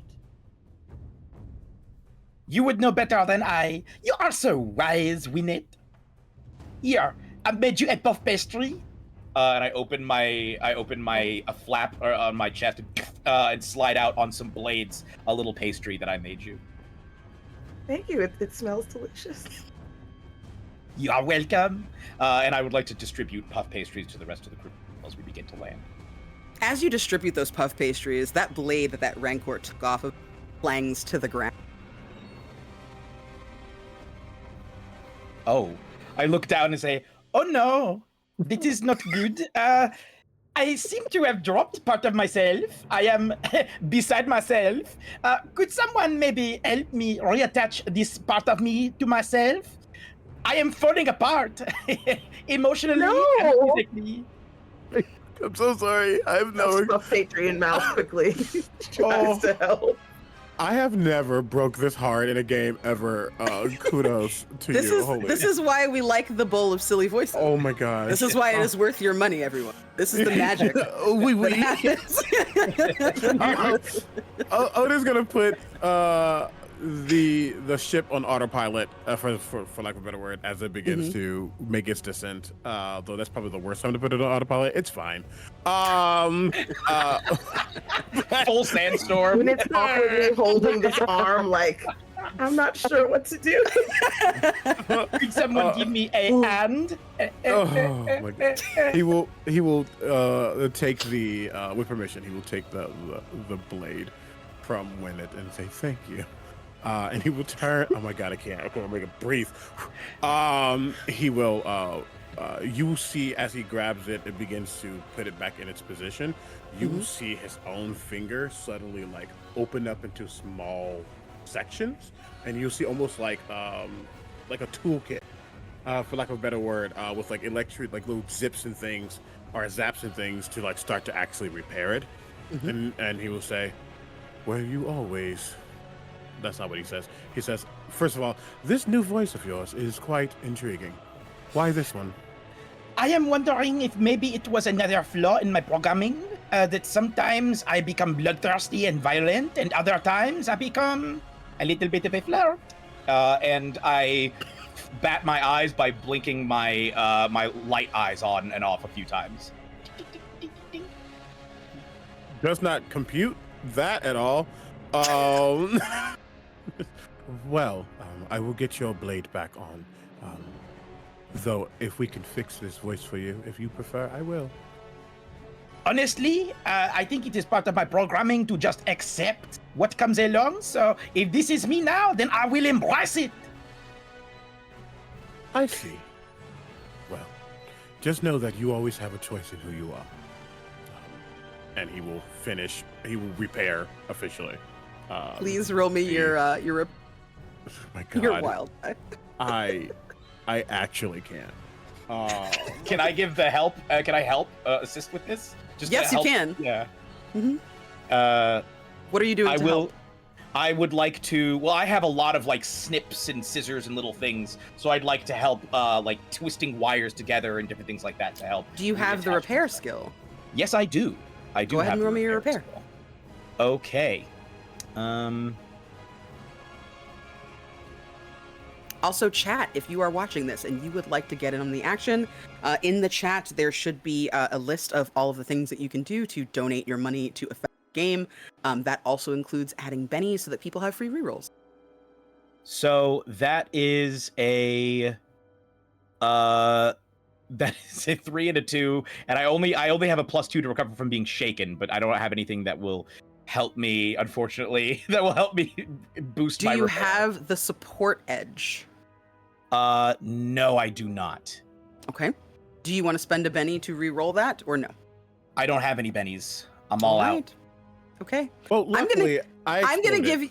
You did. Okay. So Yeah. I'm gonna go ahead and tell me what your explosion was. What did you get? I'm at 11. 11. Oh, okay. Yeah. Easy. Then what happens is you start to reaffix this arm, and you can see that Blade is trying really, really hard. Like Blade is trying really, really hard to assist you. You see, correct me if I am wrong here, but I imagine you would be cycling through like all of the things in your toolkit to try and like find the right thing, but you just keep pulling out things that just don't make sense. No, middle finger, no, ring finger, no. So I am doing my best, but I'm so weak and helpless. Where is this coming from? As you finally land on the correct thing, Odin, and you go in there, you start to saw thing back together again. Blaze, you start to feel that like haze kind of lift off of you, and you feel your like normal start to return. It feels like the sound that was coming out of you might have been an effect that was happening because you were damaged. So as you start to repair, you see in your system your like language and vocal panel kind of opening up in front of your eyes of like that readout screen that you have, and you are able finally to choose how. I give it a little oh before switching myself back to my original voice. Perfect. So, and I guess as he finishes, he'll just kind of look back and go, "I am glad that you are back to your normal self. Also, if you tell anyone that I am like you, I will destroy you." Are we clear? Certainly. You will certainly try. And I just wield my vibro saw. I say, "It will be a glorious battle. Much death and destruction will be spared." He'll like spin the top of the saw a little bit to make sure it's working, and goes, "I'm glad we are seeing eye to eye." And he will turn and go back to the ship to actually pilot it. Beautiful. I respect you. As you just walk away. You get this. You get the ship back under control. As you were flying, it was sort of just like on a cycle. It was heading down, but the autopilot just kind of takes it a little bit more slowly to give you a second. So when you get back into that seat, you're able to break through the atmosphere, and you see Tatooine, this beautiful but sandy, very desert-like planet. As you kind of get further and further away from the outer reaches of space and into this beautiful new world, you see the place that you're supposed to land. It looks like a gigantic arena of some kind. And as you touch down and leave the ship, you can see that this is a place that looks like perhaps there used to be races that took place here. There are lots and lots of seats that are everywhere, that very kind of stacked high to the gills in here, like obviously a place and watch some kind of sport. Everybody make me a notice roll.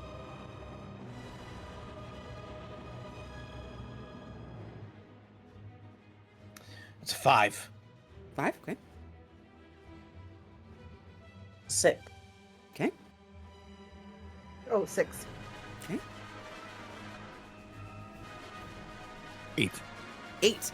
Perfect. So everybody, you all see the seats here are made up of some kind of leathery material. It had obviously been very, very worn out, cracked in the sun.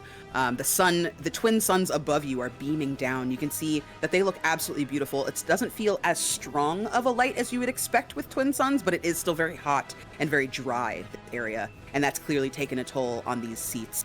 The walls seem to be crumbling a little bit here and there. It is absolutely obvious that this place has fallen into disrepair and fallen out of service. Under your feet, you can see some tracks, like some laneways. And Odin, as you all make your way toward the opening of this place to go meet your transport, your eye catches some very interesting graffiti. It's brightly colored, very, very interesting, very almost bohemian in nature, very carefree art. You are a droid that does in culture and things like that. You are well versed in that sort of thing. And as you look around, you can see there's bright splashes of hot pink and almost neon like purple and orange and yellow, and then also some very grounding kind of black and white checks. Is my mic going out? Oh my god. I'm so sorry. Am I not close enough? I got most of it, but it did get gated. It was just a little bit Okay. here and there. You're fine. Yeah, you're good now. Discord everything, so I was just reading. Yeah, Cool. Okay. Discord does this to me sometimes where it decides that the amount of time I've been on a call is an inappropriate amount of time. And then it decides that it no longer wants to. Sounds about right. Yeah. It's doing it right now, isn't it? I can see it. A little bit. All right, 2 seconds. I'm gonna unplug my microphone. I think it's official. Discord has some unaddressed microaggression attitudes. It is a little bit bigoted. I think that it's doing this during a Black Right. stream. Bigoted and homophobic, quite frankly. Yeah, Yes. yeah. I think 1000%. Discord needs to examine itself. Okay, Examine so its bias. hopefully that has fixed the problem. I'm gonna keep an eye on my light around my face to make sure that it stays green. Okay. You see bright splashes of color in this art. Odin, you have spent a lot of time doing kind of studies, cross-cultural studies and things like that. And this doesn't appear to be any of like the masters that you know of that are artists. This feels more organic. It feels more alive. Like someone has taken the essence of who they are and what their purpose is and laid it out across these frescoes. And you see some art, some history of this. You can see that this used to be a pod racing arena. There are all kinds of illuminations of different symbols throughout the years of different rebel factions that existed and all of the different phases of that rebel symbol as the ages went on. You can see art of a little boy that beat the odds to become the best pod racer in the galaxy. Artwork of all of these really beautiful moments in this rich history of Tatooine and of this actual amphitheater that you're standing in. And as you make your way out to the front, there is a self-driving transport, like a little passenger transport. There's little seats on it. It's like a little flatbed. And it's just hovering there, waiting for all of you, just idling. Do you all get on? Mm-hmm. Okay. This takes all of you over to the Mos Eisley Cantina. Some of you might have heard of this place. It's been pretty well known throughout the galaxy. It's not a place that is a secret in any way. And for years before, it had a very notorious reputation among the people who know in the galaxy. When you get there, it couldn't be more of a disappointment. It looks like a nice bar, I guess, maybe a watering hole, but nice is being extremely kind. These walls look pretty decrepit. It looks like no one's really tried to upkeep this area. The individuals that you see coming in and out of this place look scummier and more villainous than perhaps you would have expected. There are a lot of people that look like they are traders, like they are doing business here. Whether or not that business is legal is anyone's guess. And as you approach, all four of you hear voices behind you just as you get to the opening of the door. Odin, you realize that this next remark, this catcall, is at you. Oh, what do we got here? Looks like a pretty boy to me. Oh my goodness. Wow. Okay, we don't get types like you around here. You're very handsome. Where are you going? And what are the rest of you doing? What are you up to? When you turn around, you see four people. In the lead is a humanoid person. He, they pronouns. Androgynous to masculine. Their face has what can only be described as an eternal smirk, a dimple kind of popping out of one cheek. Blue eyes, very close cropped red hair, freckles. Probably about 30s, 40s, and very battle-worn. Skin is very rough and sandpapery, like perhaps they have been in this place for a very long time. Roll me common knowledge, everyone.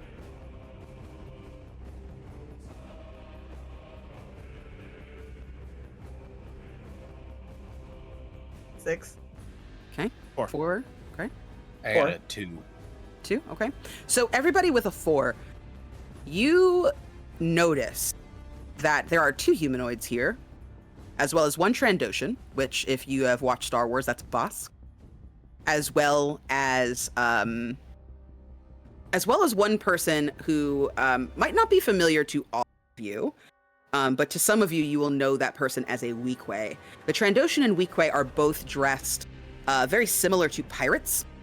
There are kind of like spikes that are coming out of the Weequay's face. They have kind of a leathery kind of look to them, very deeply lined skin, which doesn't really belie age. It's more just the way that race looks. The Trandoshan, like I said, very scaly, big yellow eyes are kind of narrowed, staring at you, slits at the center for the pupils. And the humans are wearing what appear to be First Order uniform. They're tattered and worn. They are not wearing them but fully buttoned up. They are not in the proper place, right? The items that are about them. One of them has their jacket kind of slung around their hips. And they look old. You all know that it's been about 5 years since the First Order was put out of their position of power. So these people have been cooling their heels here for a minute. Hello. Are you the people we are supposed to meet? Supposed to meet, huh? Interesting, I see. So you're here to do business then, it's not pleasure. That's a shame. I turn to my companions and say, look, I just spoke because it was getting awkward. Perhaps I shouldn't do the talking. Zephyr is just gonna gather Blade into one of her giant biceps and just hold it there. I lean into it and just completely just, yep, this is me now. Just a head pat. We're here for both purposes. We are kind of just stopping to relax because we had a bit of trouble getting here. So, yes. By the way, my name is Zephyr. Nice to meet you. Zephyr, okay. Nice to meet you. They don't offer a name. Name? Oh, you don't have to worry about that. You probably won't be here long. I mean, you said you got business to attend to. It's gonna be in and out, right? Two things happen. One, as Blade is pulled into Zephyr, for a moment you will see his eyes narrow, looking at Blade. And there's definitely because expression can happen on this skin. There's definitely a sense of envy or jealousy, maybe. He's just too close. But he will turn back to the individuals. My mistress asks your name. It would be very courteous for you to give it, please. You can call us the Order of Hux. How about that for a name? Better than none. So, how much are you gonna pay us to take you where you need to go?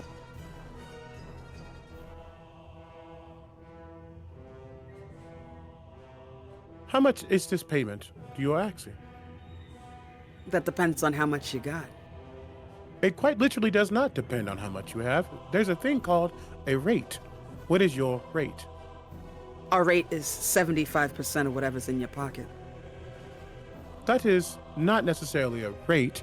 That is a wish. I asked for your rate. What's in that box you got? That is none of your concern. You see them kind of get their backs up. The Trandoshan starts to kind of walk along the outside of your party, as the Weequay kind of also does the same on the side. It feels like they're starting to sort of get into a position that's a little bit behind you. I'd like to look up and whisper to Zephyr, the only thing in my pockets are blades, and I'm happy to give them 100% of those if need be. Okay, and I just put a hand over where their mouth would probably be. Just, yes, So, how about you state a minimum of what we need to give you? Not a percentage, an exact amount. I mean, we could do that. Or, he draws his blaster, we could just take whatever we want. We don't want to kill you or nothing. But at the same time, if this goes bad, I've done worse. We're gonna... All right. Oh, Now, when it is getting really frustrated, because there's just so much negative energy in this room, that she's going to use the full power of her empathy in a very heavy intimidation against this person. Once she's determined, okay, you're not going to back down, and she heard what Blade said about all of the blades at the disposal. So, with the full strength of the belief that there is no way everyone attacking us is going to get out of here alive if we unleash the beast over here, when it's going to be like, I understand that you two are running a business. However, you can't spend the credits if you're dead. It's the guy behind him. We can come to a solution that suits both of us, and everyone walks away with a little more than what they came with, and all the blood still in their bodies. The person behind him, you can hear hiss of their breath inward. They stand up. You can see they're not wearing a shirt underneath their first order jacket. You can see like a bare chest, black features, long locks in their hair, little scars on their chest just under their pectorals as they look at you and take their blaster out. We're not here to fuck with you, all right? We're just trying to make ends meet, you know? So why don't you just calm down and give the man what he wants? Yeah? Go ahead and roll me your force use. Are you trying to use it just on this main redhead? Or on the person of color behind him? Can Winnet detect using the force alone who is actually in charge? Like, is there a sense of deference towards someone? It feels like these people take turns. The two more pirate scoundrel looking gentle folk here, who are not very gentle at all, seem to just kind of be in it for the money. These other two people, you can't quite discern what they're about. Roll me your empathy. If you want to add an additional PowerPoint for the extra person, you can read both of them. I'll do that. Okay. Okay. So let me roll my empathy. It's gonna be D6. Here we go. 6. Perfect. On your D6? Yep. Oh, wait, explode. then I rolled it again, duh. Sorry. Yeah. No, it's okay. That's 4. exciting. Woo. So Okay, 10. so 10.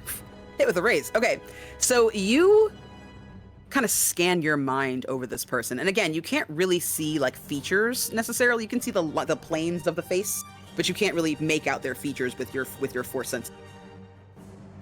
The person who spoke first, he seems to think that he's in charge. He's very cocky. He's very self-assured. His heart is very slow beat. He's not bothered by this. Acting violently comes naturally to this person. They don't like doing it, but they will. The person who spoke second, that guy seems a little bit more unsure.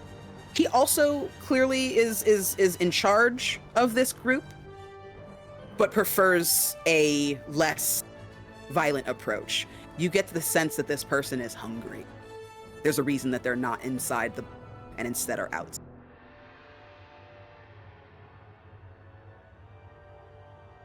Okay, I'm gonna try to persuade that person that we don't need to fight. We will give you a fair amount of money. Like maybe, I wish we'd gone over how many credits we all had because I don't know what to offer. Honestly, like these people are trying to shake you down. So it's up to you. You can make up however much you think you have if you want. You're also on a job. Okay. You can promise what you have coming to you if you want. There's a few different ways you can do this. Feel free to be creative.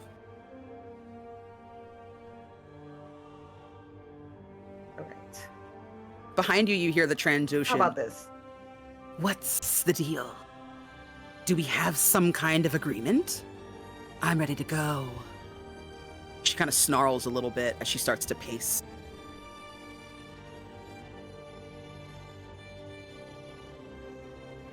All right. We'll give you 10 credits to take us where we need to go, and that's the final offer. You see the person in the back with the locks kind of gets up, like, ready to be done with this. And the redhead holds up a hand. I don't think so. 10 credits? First of all, 10 credits would buy me that box, let alone what's inside it. 100. Yeah? Each? We are trying to be as kind as possible. he realized that Mistress is speaking and he shuts up. Because she's There's a soft like of the vibro saw like preparing to be like if need be. She just sees this little blade and she like pushes it back in. 100. That is the final offer. 100 gets us out of your hair. It doesn't get you. Mistress, may I? I am not going to Please. fight, I promise. Please. He looks to this individual's redhead. I don't think he reveals anything, but he does just kind of like dust himself off. Let us be extremely clear here. If you do not take my mistress's offer, you don't have to worry about going anywhere. There will be a bullet through your head, and I do not miss. For if I do, a second is coming right after. Do not make me revert to my original directive. His eyes widen. And they take a step toward you, and another. They're not up in your grill, but he's definitely closer than he was before. You can see he's handsome. Both of these people are good looking. And he kind of looks you up and down. It's a shame you got such a fucking attitude on you. Because I gotta say, I would love to take you on a date. Otherwise, you seem exciting. On that, she goes for the saber, one of them, and she unsheathes it, and it just blasts out in this bright red color. And she steps in front of Odin.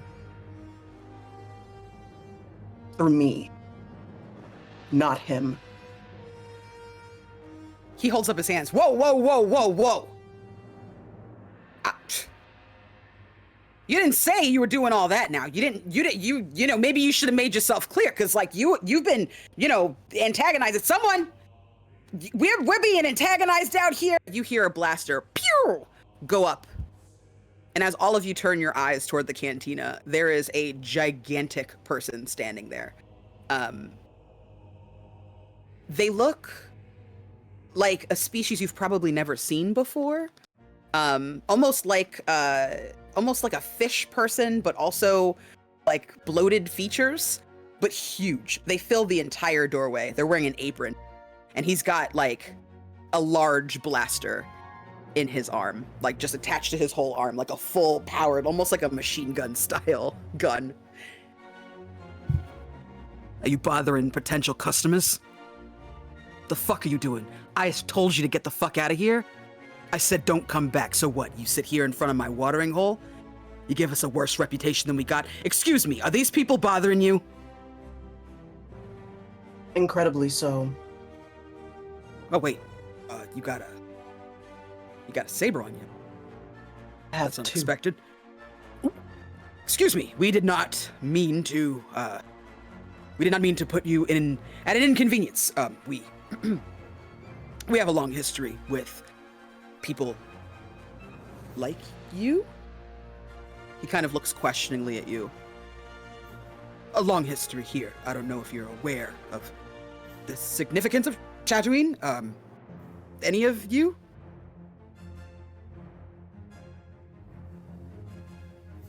I feel like anyone who wants to can roll me common knowledge or research. I was gonna. Does someone say research? The nerd is nerding. Truly. 5. 4. Okay. 4. All right. Blade, did you want to roll or no? I did not. No, I did not roll. I'm currently like still head on a swivel in case, because it felt like things were getting real close. So I'm still like half hoping. They're saying words, and I'm like, we're running our mouths. I would like us to run hands. Okay. So I'm just watching to see. Perfect. The guy won't meet your gaze, Zephyr. The rest of you, when he says that there's like a long history with people that wield sabers, you have definitely heard that this is the birthplace of Luke Skywalker, one of the greatest Jedi to ever be known in the history of the Jedi. You know that Anakin Skywalker is also from this same planet. You also know that that has its own very complicated past and complicated history. And you also know that they also had Obi-Wan Kenobi staying here for some time as Old Ben. He defers to you immediately. Odin, your rage is satiated by how this guy is looking at your handler. It is with deference and respect, not in a you're better than me kind of way, but in a this needs to cool down. You're clearly here on very important business kind of way. The ones they were trying to size up and take our stuff is now suddenly feeling reverent. So he's not feeling reverent. He's gone. Okay. You all turn to look at this new guy and talk to him, and those people pieced the fuck out. They are gone. You turn back to try and talk to them, and there's like comic book dust in their place. It was giving Hammurabi's code for a second. Like, it's going to be an eye for an eye. So, like, you talking, then take with your mouth. But great. Seeing that, he will kind of revert and let Zephyr and, honestly, the others take a little bit of a point as he gets into bodyguard mode. The cantina owner looks at you and says, again, I am very sorry. You know, this dust up, pun intended. If I may say, are you looking for that landmark? The house of, Luke? When you consult your schematics, it does seem to be like a house shape that you're going to. Like a little dome-shaped house. Does anybody own up to this? It looks like I don't have anything to offer you. Free drink on the house when you're done with your business. I imagine you're gonna go pay your specs. Anywhere else you need to go, you let me know. I'm so sorry for the inconvenience. I should take better care of my patrons and my riffraff. That way, you're gonna head about, a couple clicks into the sand, and you should see it in the distance. It's really nice this time of day. You can see the two suns kind of over the horizon. It's really picturesque. Yep. Okay. And he kind of just like puts a canteen in your hand that's full of fresh water, Zephyr, and sort of like bows his way back into the cantina. she's gonna take the canteen, but she's gonna put Blade on her shoulder now. And she takes like a drink of it. We should probably get going as soon as we can. Because if I see them again, I don't know what I'm...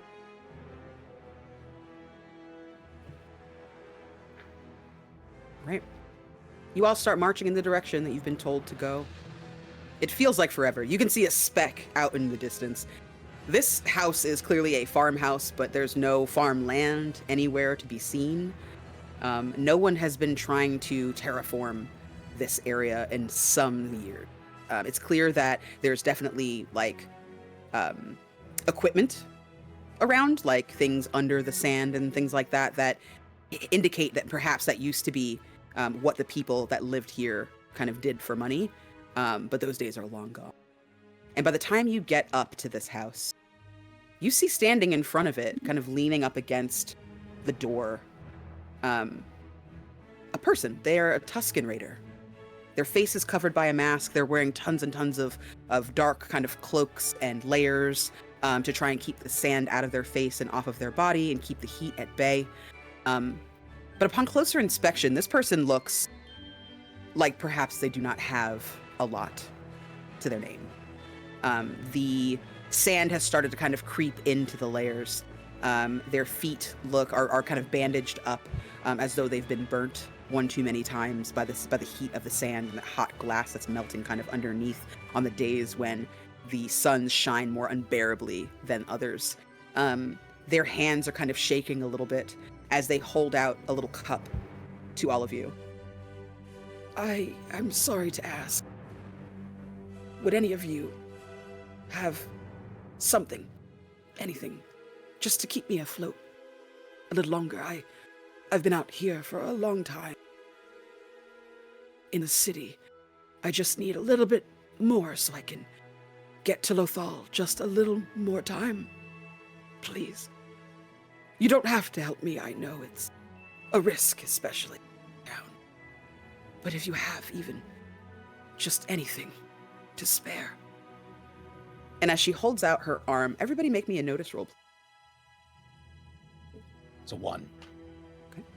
And a 5 in the end. 1 and 5? I forgot Okay. to roll my, yeah. 5. Okay. 5. All right.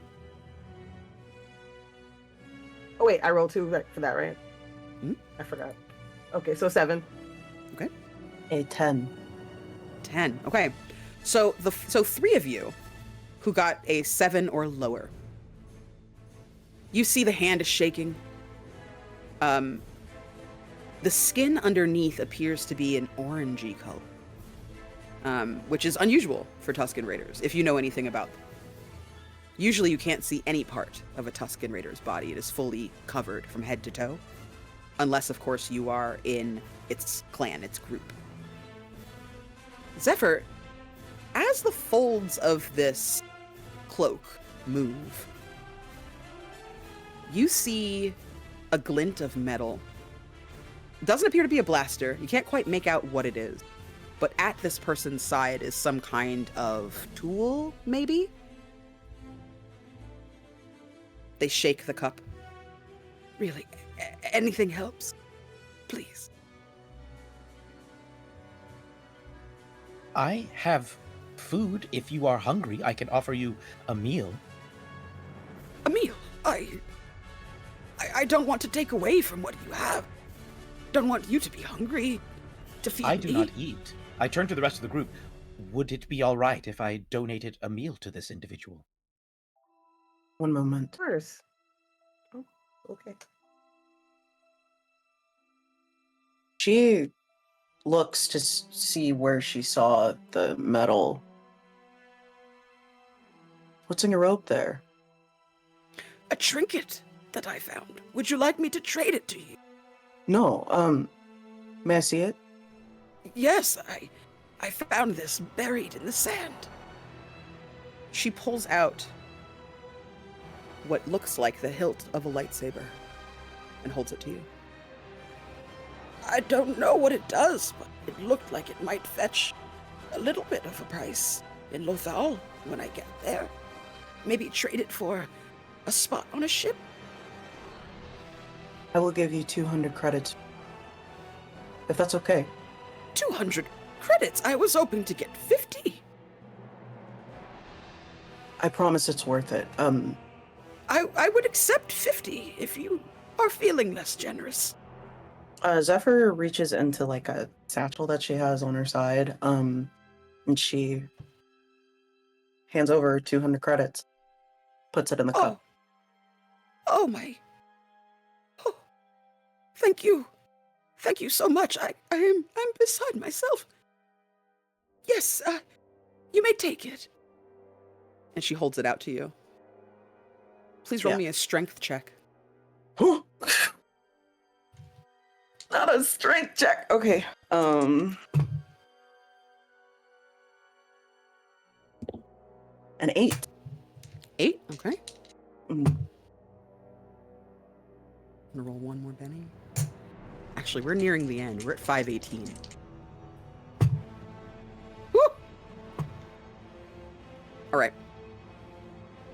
You go to grab this lightsaber, and you go to pull it, and it does not budge. You pull again. It does not budge. This person's demeanor and stature hasn't changed. You can hear the credits jingling in the cup. You pull one more time. And instead of getting that tug back, the robes come off. And standing before you is a Togruta. She has high cheekbones, bright, brilliant blue eyes, beautiful white lines on her face. She looks older, probably, if she were humanoid, maybe late 50s. She has pointed little kind of horns on her head underneath the flesh of her skin. These horns kind of go down into two tails in the front and one large one in the back, white with blue streaks. And she smiles at you kindly. I'll be taking that. Thank you. And you can have this. And she hands you back your credits. Fulcrum. Nice to meet you. I'm glad you finally made it. Shall we? She turns around and she clicks a button and the door opens up to the inside of Luke Skywalker's house. Gagged. Does this mean you don't want the meal? I produce like a full julienne salad with meat options on top.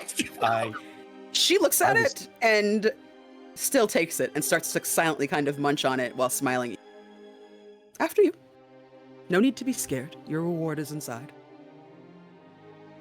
I will walk on in, I guess, just to make sure it's safe for the rest of the group. Yeah, you get inside and there's it's like a really mundane house. There's like a little kitchen, like a little kitchenette kind of cocina thing. There's like a couple of bedrooms. Like it looks very plain. But in between those bedrooms where there would be like a little bathroom area, there's a set of stairs that go down into a dark area. Do you head down? Yeah, absolutely. Okay. You continue down, and as your feet hit each step, lights start to sparkle in the floor. And as you get to the bottom, you see that this place is gigantic. Someone has excavated underneath this sand to build something. And from the relics that you're seeing and the rooms that you're seeing and the younglings that are running around, this looks like a Jedi temple. There are no Jedi, and no one is in the traditional robes. But anyone else who comes down here who is not a droid, you can sense the force in here is strong. Like, it is like coming home in a way that I don't think you've ever felt before. Your heart soars with this feeling the second that you're inside of it, and you hear the door close behind you as Ahsoka says, "It's okay. I know, it's a lot at first. We're a work in progress, but we're doing everything we can. Come sit. We have a lot to discuss." Odin will have the box. I think he's been designated carrying it. And he will, as long as Zephyr feels comfortable, if he sees that she's okay with going in, he feels as just at ease going in as well. And where would you like me to set this? Oh, please, right over here. You see a younger acolyte come over and take a look at the box and immediately start kind of looking at it, and they focus on it for a second, and their hands kind of go to either side of it as it sits on this table, and they use their force powers to unlock the box and open it. Inside, all of you see a BD droid, BD1 droid. It is clearly very, very broken and busted. There is no coming back for this thing. One of its legs is half off, its eye is busted and broken, shattered glass kind of tinkles out. But as this person kind of gets to work, it's not clear what gender they are, but they are very beautiful. They are trying to make sense of this, and they finally find the opening they're looking for and take a memory stick out of the back of it and put it into one of the computers that are nearby. In this room, you see all different kinds of technology embedded in the walls. There's old tech that looks impossible to you, that you've never seen before. There's primitive tech that appears like it shouldn't even be operable anymore, but clearly someone has spent a labor of love to try and make sure that this still is working. And they kind of insert that, and you see before you on screen that it is missing a key. Ahsoka turns. One of you has something that I need for this. I have a sense that you... Are any of you holding on to something that is not yours?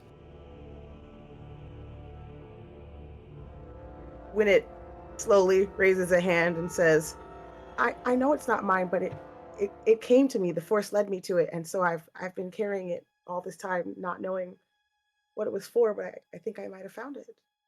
And so she reaches into her robes and pushes aside some books and pulls out the artifact that she found that seemed broken, but maybe it was just missing its other part, and hands it to Ahsoka. Ahsoka's like, "Oh, this is just this you found. Thank you. I appreciate it." I also found it was in a little box with these data discs that I can't play and a lightsaber. Oh, As she well, the gives lightsaber. everything she found to Ahsoka. She pushes back the lightsaber. That's yours. You, Zephyr. Have you been enjoying the ones that you were gifted? I had to make some adjustments to them, but overall they've treated me well. You've grown into them. I've tried my best. You remember that shadowy figure coming to you that night and dropping them before your feet, almost as if that they had kind of just carelessly dropped something out of their pocket, but very specifically in front of you. And when you looked up to try and chase them, to give them back what they had lost, they were gone. And in that moment, the swirling robe outside of Ahsoka's body, you're getting that feeling again, that sense of familiarity. She looks at the discs. Oh, we can take care of this. And takes the artifact, turns it upside down, and puts it into the console where that data disk is. In the middle of the room, you see a hologram of a galaxy. Ships are passing. It doesn't look like they're any kind. There's no specificity to it. It's just what's going on in the galaxy right now, kind of like an overview almost of what is above you and what is happening in the space. But then you see these little dots pop up on planets. Tiny pinpricks of light. One on each. Not every planet has one. The further out you go, the more prevalent they are. She looks at the rest of you.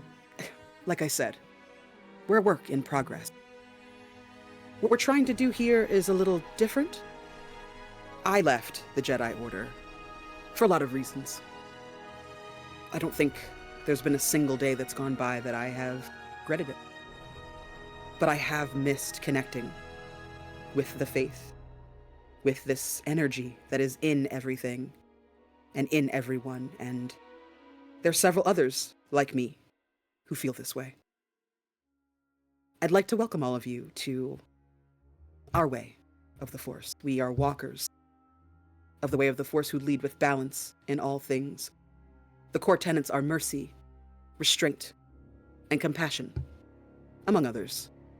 All three of those you each showed today, both to each other and to those you did not know. And it is because of that we would like to invite you to join us. You see Odin just kind of blurt out, because he does have a big mouth, which is one of his hindrances.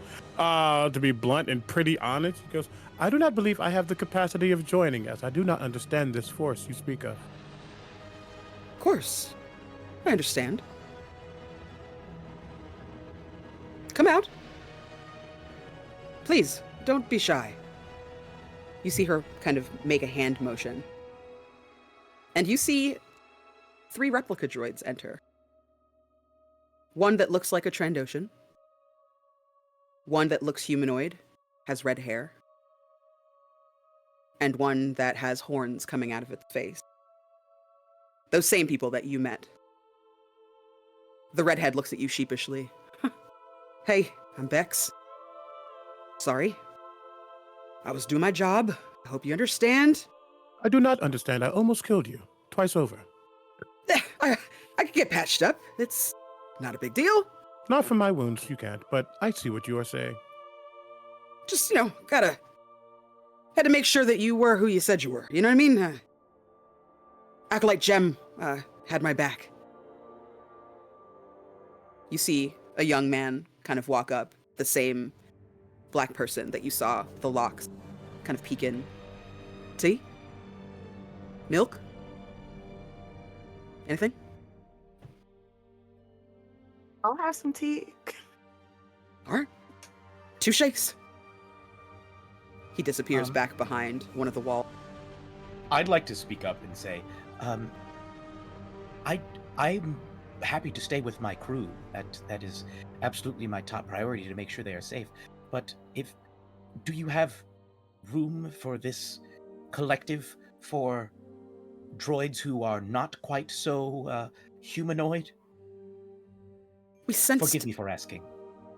We sensed a great imbalance in you, a warring between the sides of who you are. That's part of the tenet of what makes Isokan different. That warring means that you do have the instinct for choice. You are not blinded by your protocols or your emotions. And when you are, today it seems as though you trusted your companions to bring you back from going over the edge. Is that correct? Oh, yes. Yes, they were very helpful and passionate. I've been nothing but impressed with all of them. Well, we don't seek to change anything that you do not wish to change. But we do have engineers here who can help reprogram you to make that a little bit easier, if you'd like. While we do not aim to kill, sometimes that is necessary. And we would call on you and those skills, as long as you could restrain yourself when needed. I'd like to turn to the rest of the group and say, I don't know if we're putting this to a vote, but if we are, I vote yes.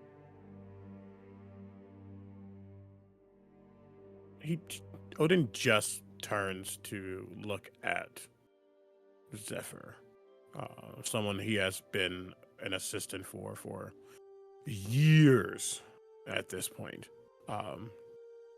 I go where you go, and I believe you know this.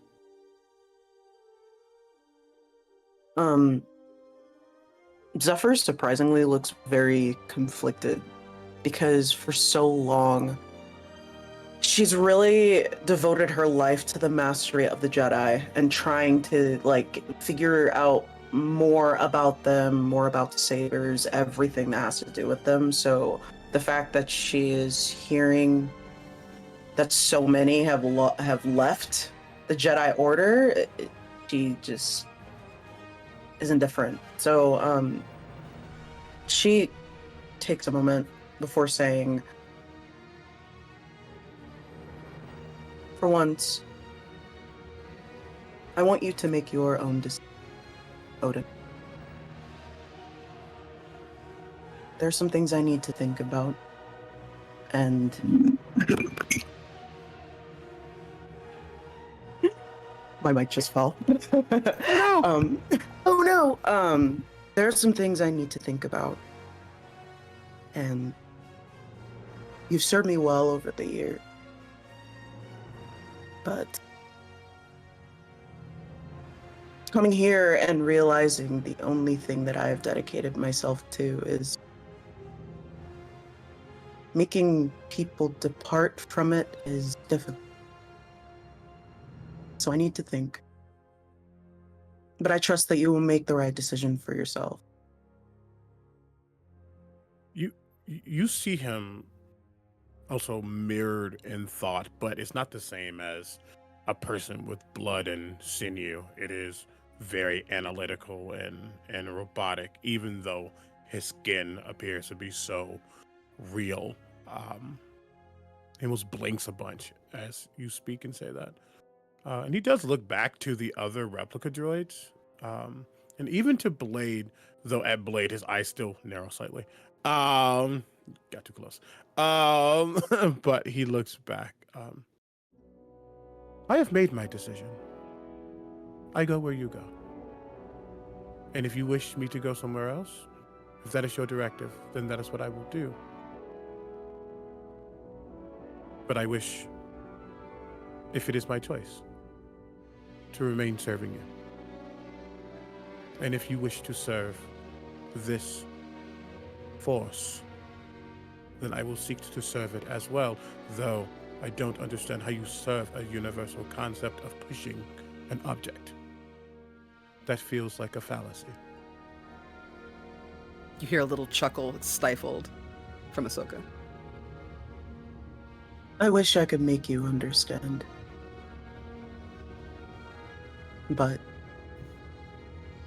you know the bond that you feel to me. Yes. That's what it is. Connection, depth, the push to do what's right for the people that you care about and love the most. The Force just assists with that. If that makes sense. It is a gravitational pull of the metaphysical heart. Yes. I see. Thank you for the explanation. Does that still mean I can't follow you? You can follow me. Absolutely. That's what you want to do. Does that mean he is also following? He looks at Blade.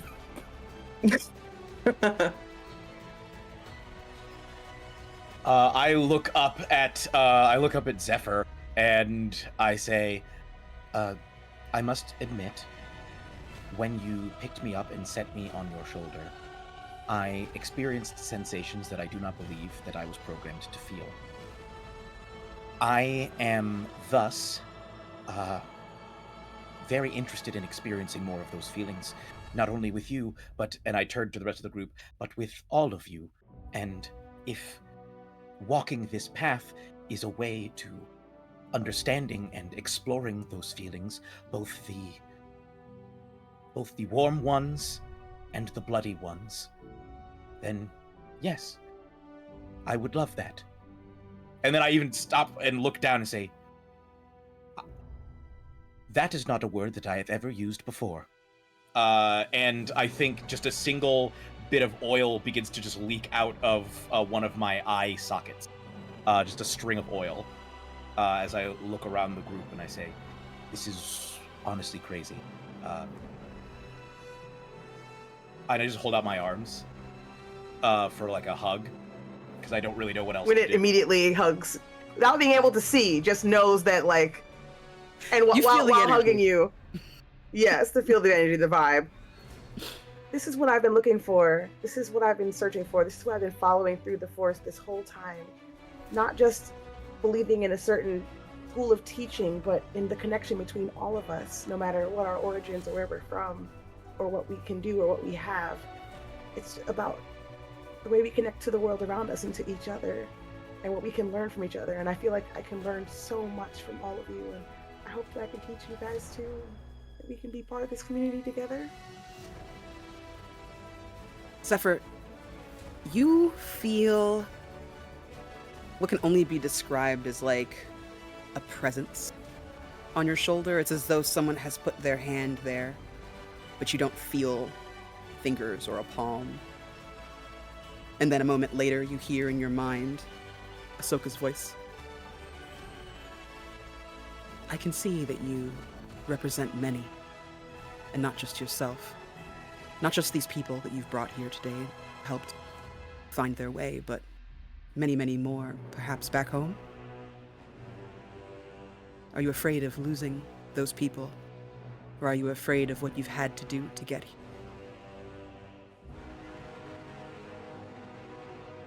I think the only way I was able to leave was promising myself that whatever I learned, I would take back home so that I could share with everyone.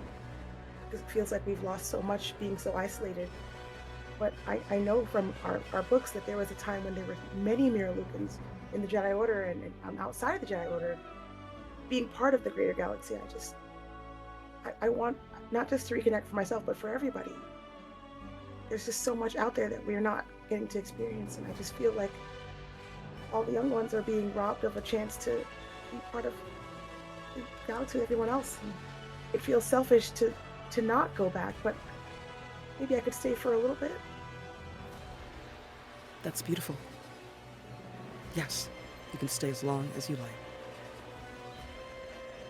You hear the same thing in your mind, Zephyr. I think my temptation is I don't want to lose again because of and I think for a moment she shares an image with Ahsoka, and it is this little black boy, probably 5 or 6 years old. Very youthful face, full of energy, full of life, and you can see a memory of Zephyr working on some sort of hilt of a saber, and he's sitting next to her. And I think immediately, like, you can pick up the bond that's her child. And Zephyr takes a breath and is like, it was because of this, because of what is supposed to tie us together, that he's not here with me. So I'm sure you can understand my hesitancy. Yes, I do understand. And I know that you do not know me, as I do not know you. But I will also share.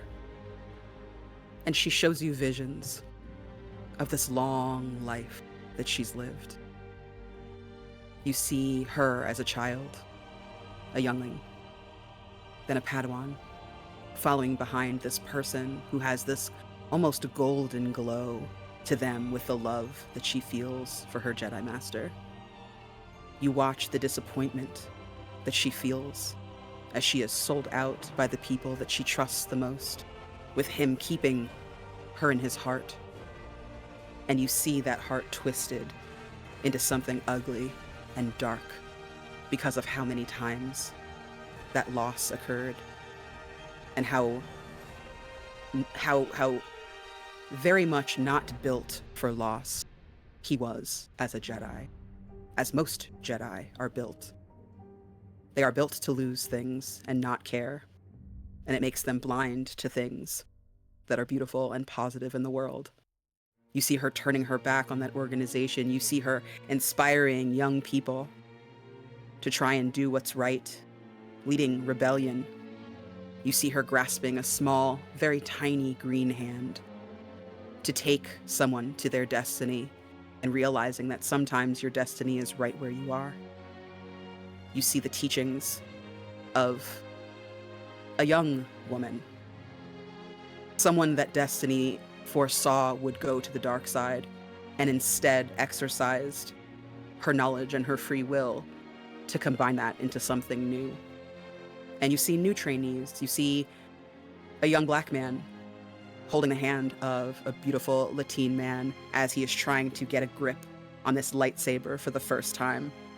His partner beaming at him with eyes full of tears and pride just outside this very building. And then you see that boy again, your child.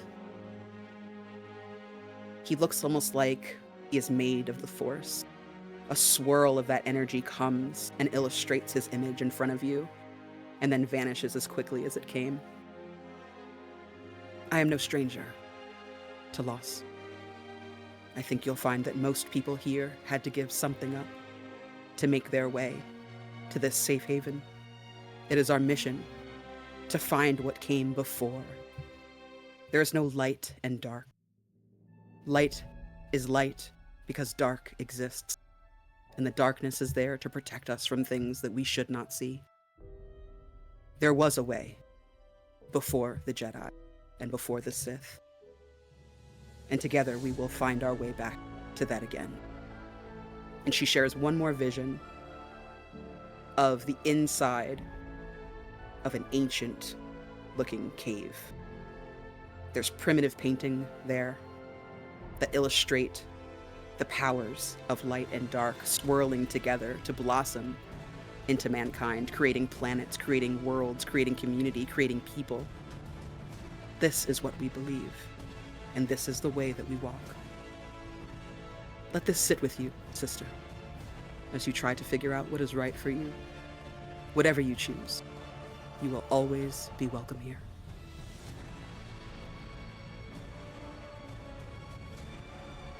When She just- you... Yeah. No, Sorry, please I go. was just saying she just is processing that.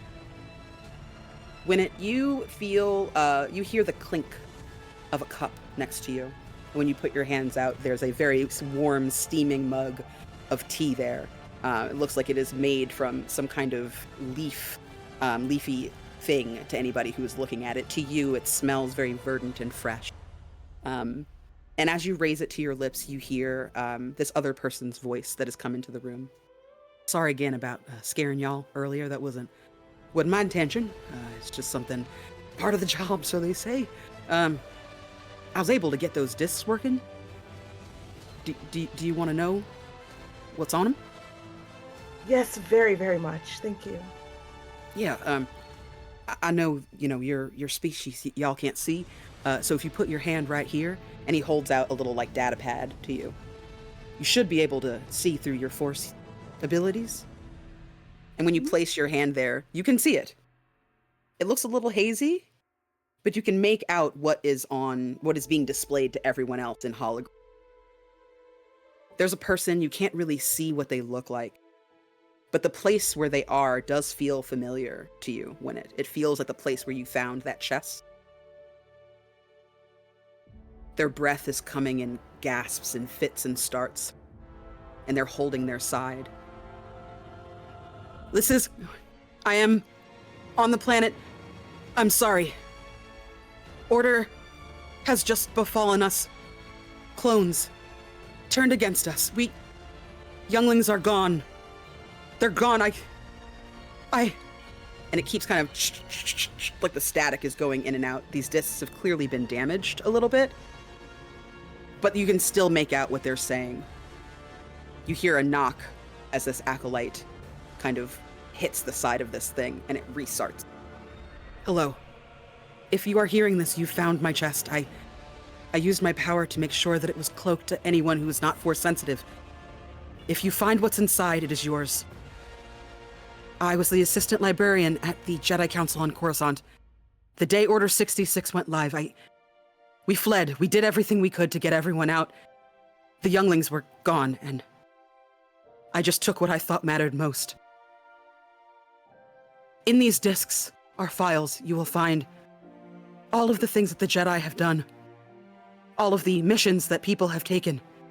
The things people have done in the name of the Jedi, both good and bad, and neutral. Please learn from this. Do better. We are blind, Master Yoda was saying that we perhaps overplayed our hand in some ways. Take this information. Learn from it. Do better. If I don't make it out of this, I'm very badly wounded. Please just keep my memory alive. Keep the research alive. Keep this in good hands. And remember, you are not alone in this galaxy. Ever. It snaps off. And in its place, you start to see a cycle of images that show reports, little white papers, images and assets that people have scanned in from different parts of the galaxy, from different missions that they went on, from different gambits that have happened before this one. You see schematics and plans from different Jedi temples, all of this data, all of this information. You see a flash for a moment, the rest of you. A band of younglings being watched over by a Mark IV droid, an architect droid, helping them create their sabers for the first time. You see images of the coronation day of Satine Kryze, the Duchess of Mandalore. A young man kind of in the back, a bodyguard, but perhaps maybe a lover? You see an image of a Cathari pilot, a Pantoran senator, a recommissioned battle droid, and just like yourself, a blind Jedi, your same race, standing on the steps of the Jedi Council on Coruscant, posing for a picture after retrieving some Beskar and other items from Mandalorians. They cycle through the images quickly, and in your mind, when you keep hearing over and over again, you are not alone in the galaxy. You are never alone. Never alone.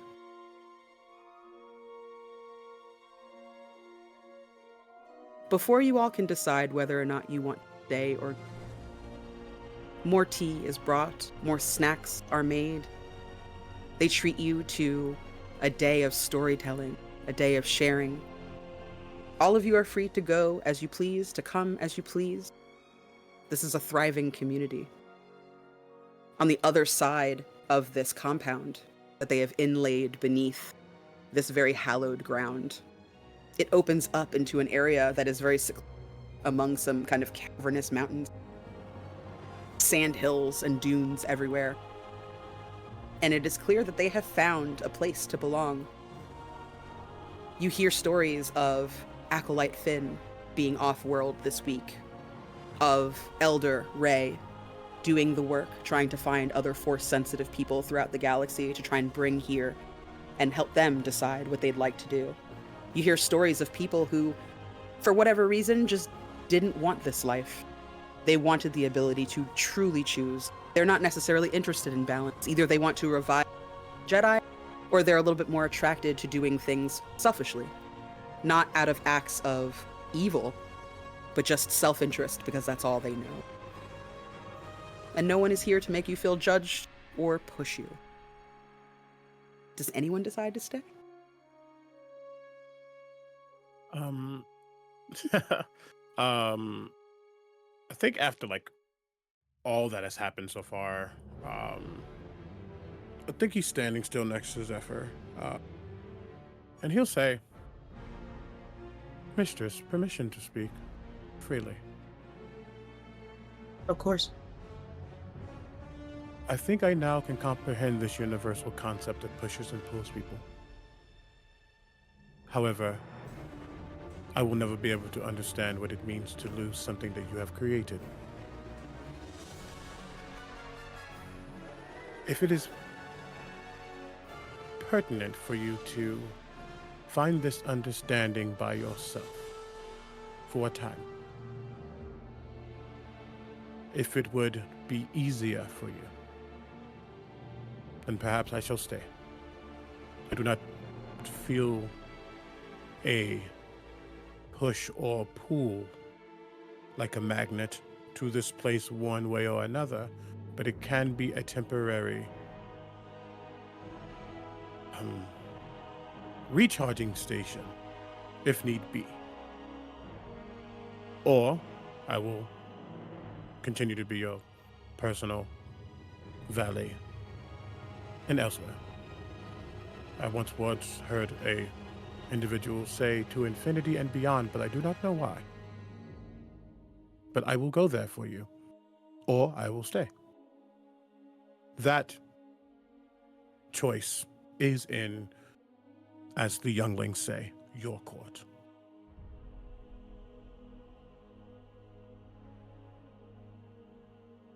She,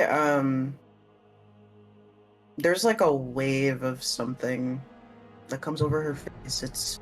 It's very rooted in, I guess, sadness, but there's joy mixed in with it.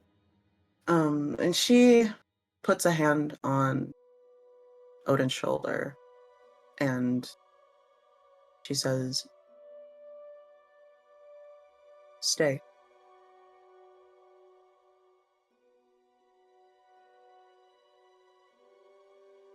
I want you to stay.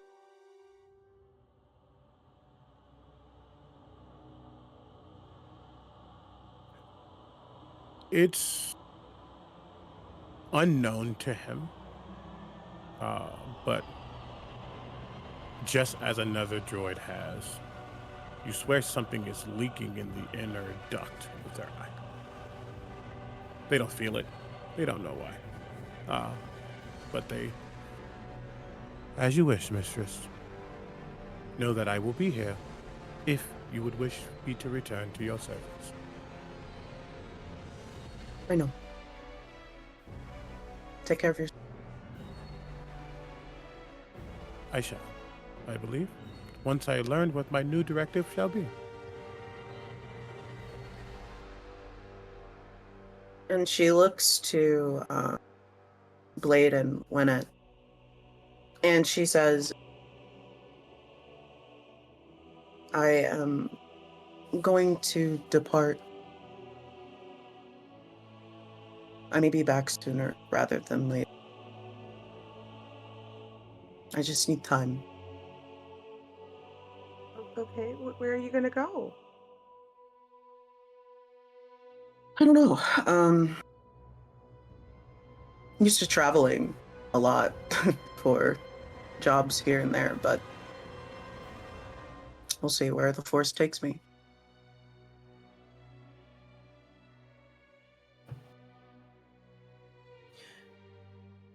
That's If what you we are all leaving, do, isn't it? well, if you are leaving, well, since you are leaving, I do want to say, and I should say that Blade has been in their time here, spent a lot of time cooking, and is currently wearing essentially Jedi robes as an apron, and steps forward towards you and says, I was programmed to embrace whatever crew that I was around, especially after what befell the original crew for which I was created. And so, I suppose when we initially joined forces, I cared about all of you and wished to protect you out of obligation. However, the kindness and the closeness and the willingness to not just touch me emotionally, but also physically. For someone who is covered in so many blades and sharp points, it is extremely rare that anyone touches me for any reason other than to harm me. And to touch me to protect me because you cared about me, it truly did mean something to me. And all of you have shown me that you truly care about me in your own ways. And so for that, I want to say thank you, and I will always value the connection that we have made. And should you ever need someone to come along and cook you a meal or spill the blood of your enemies, you know where to find me. And I think at this point I've been given mitts that I can wear over my various blades. And I would like to extend them forward in now a fully protected hug to offer. When it feels the breeze of how fast you moved your arms to hug, it's like, okay, he goes in for another hug. Yeah, Zephyr definitely hugs the both of them, for sure.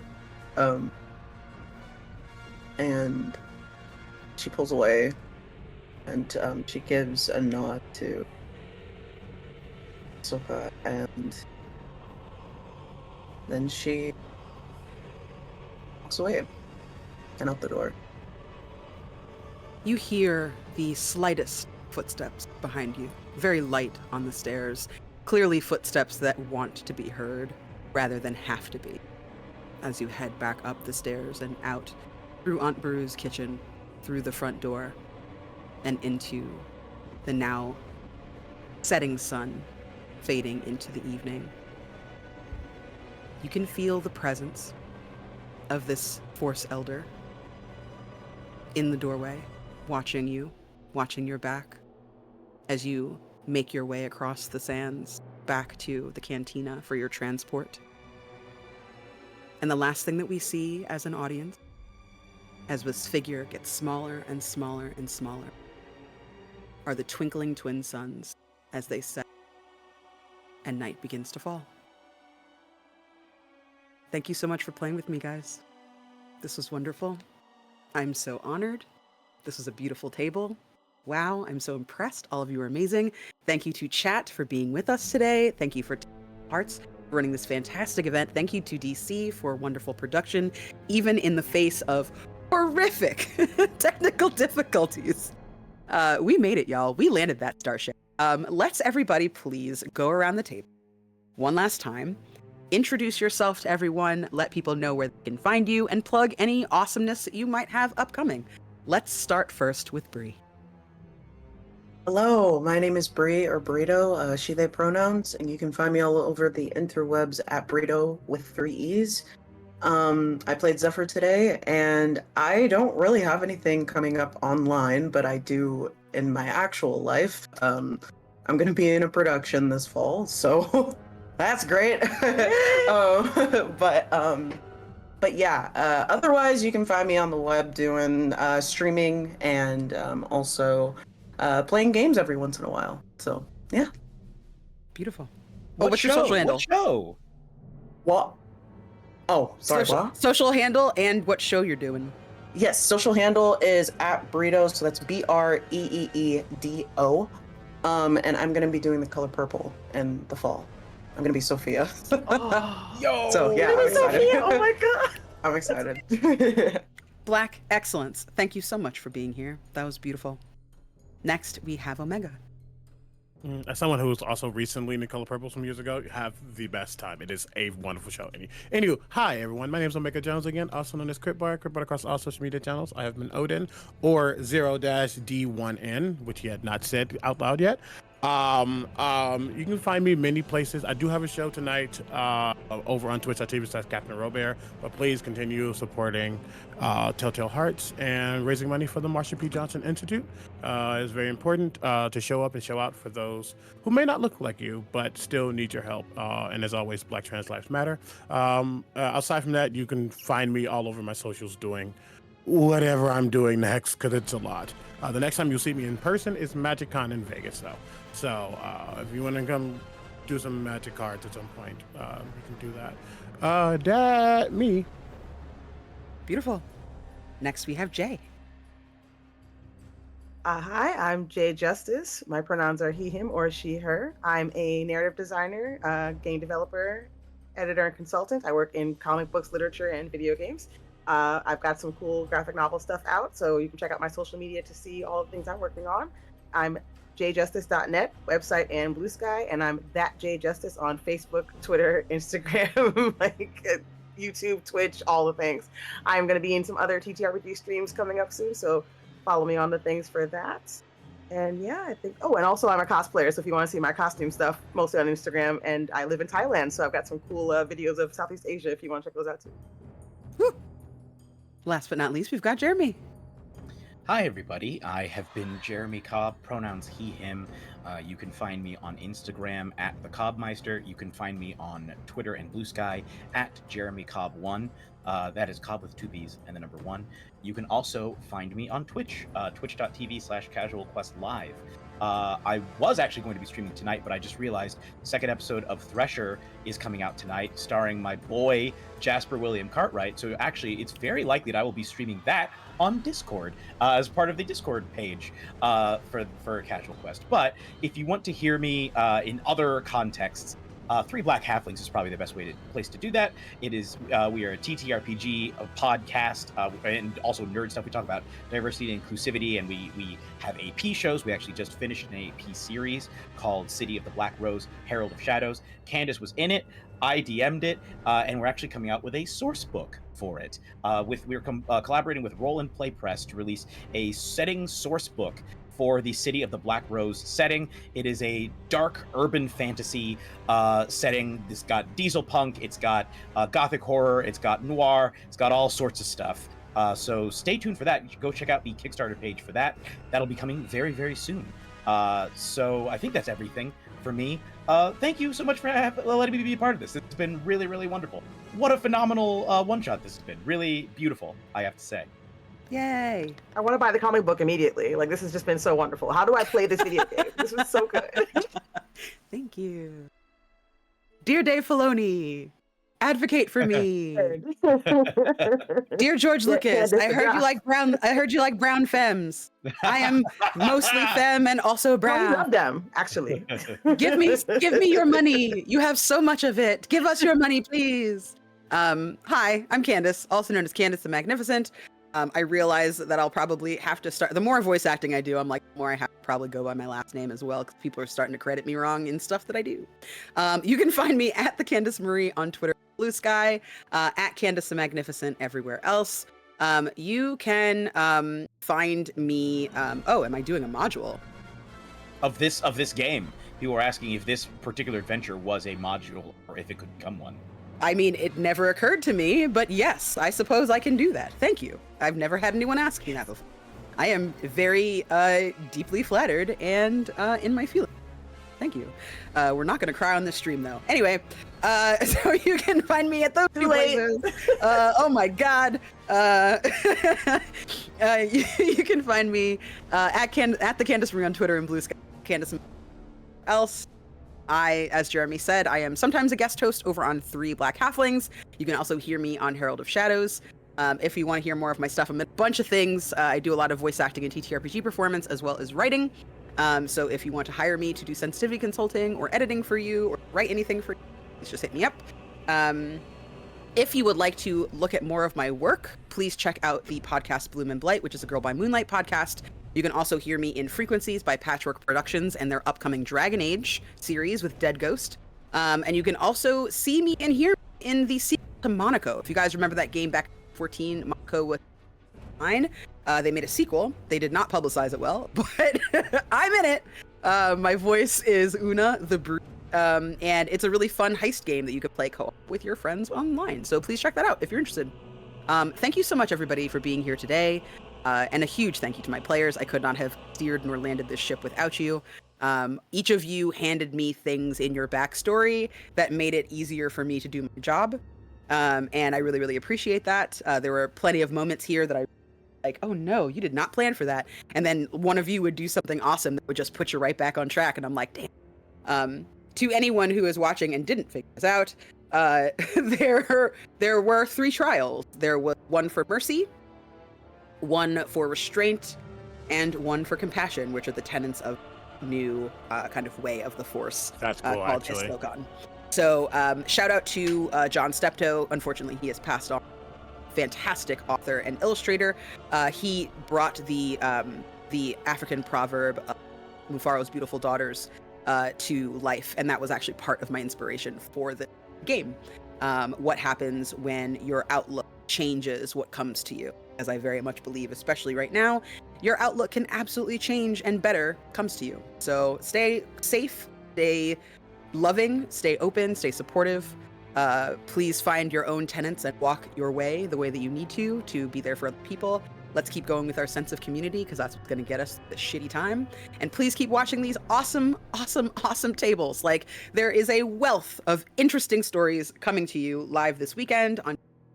So please peep the other times and the other tables that strikes your fancy, and keep donating if you can. Thank you so much, everybody.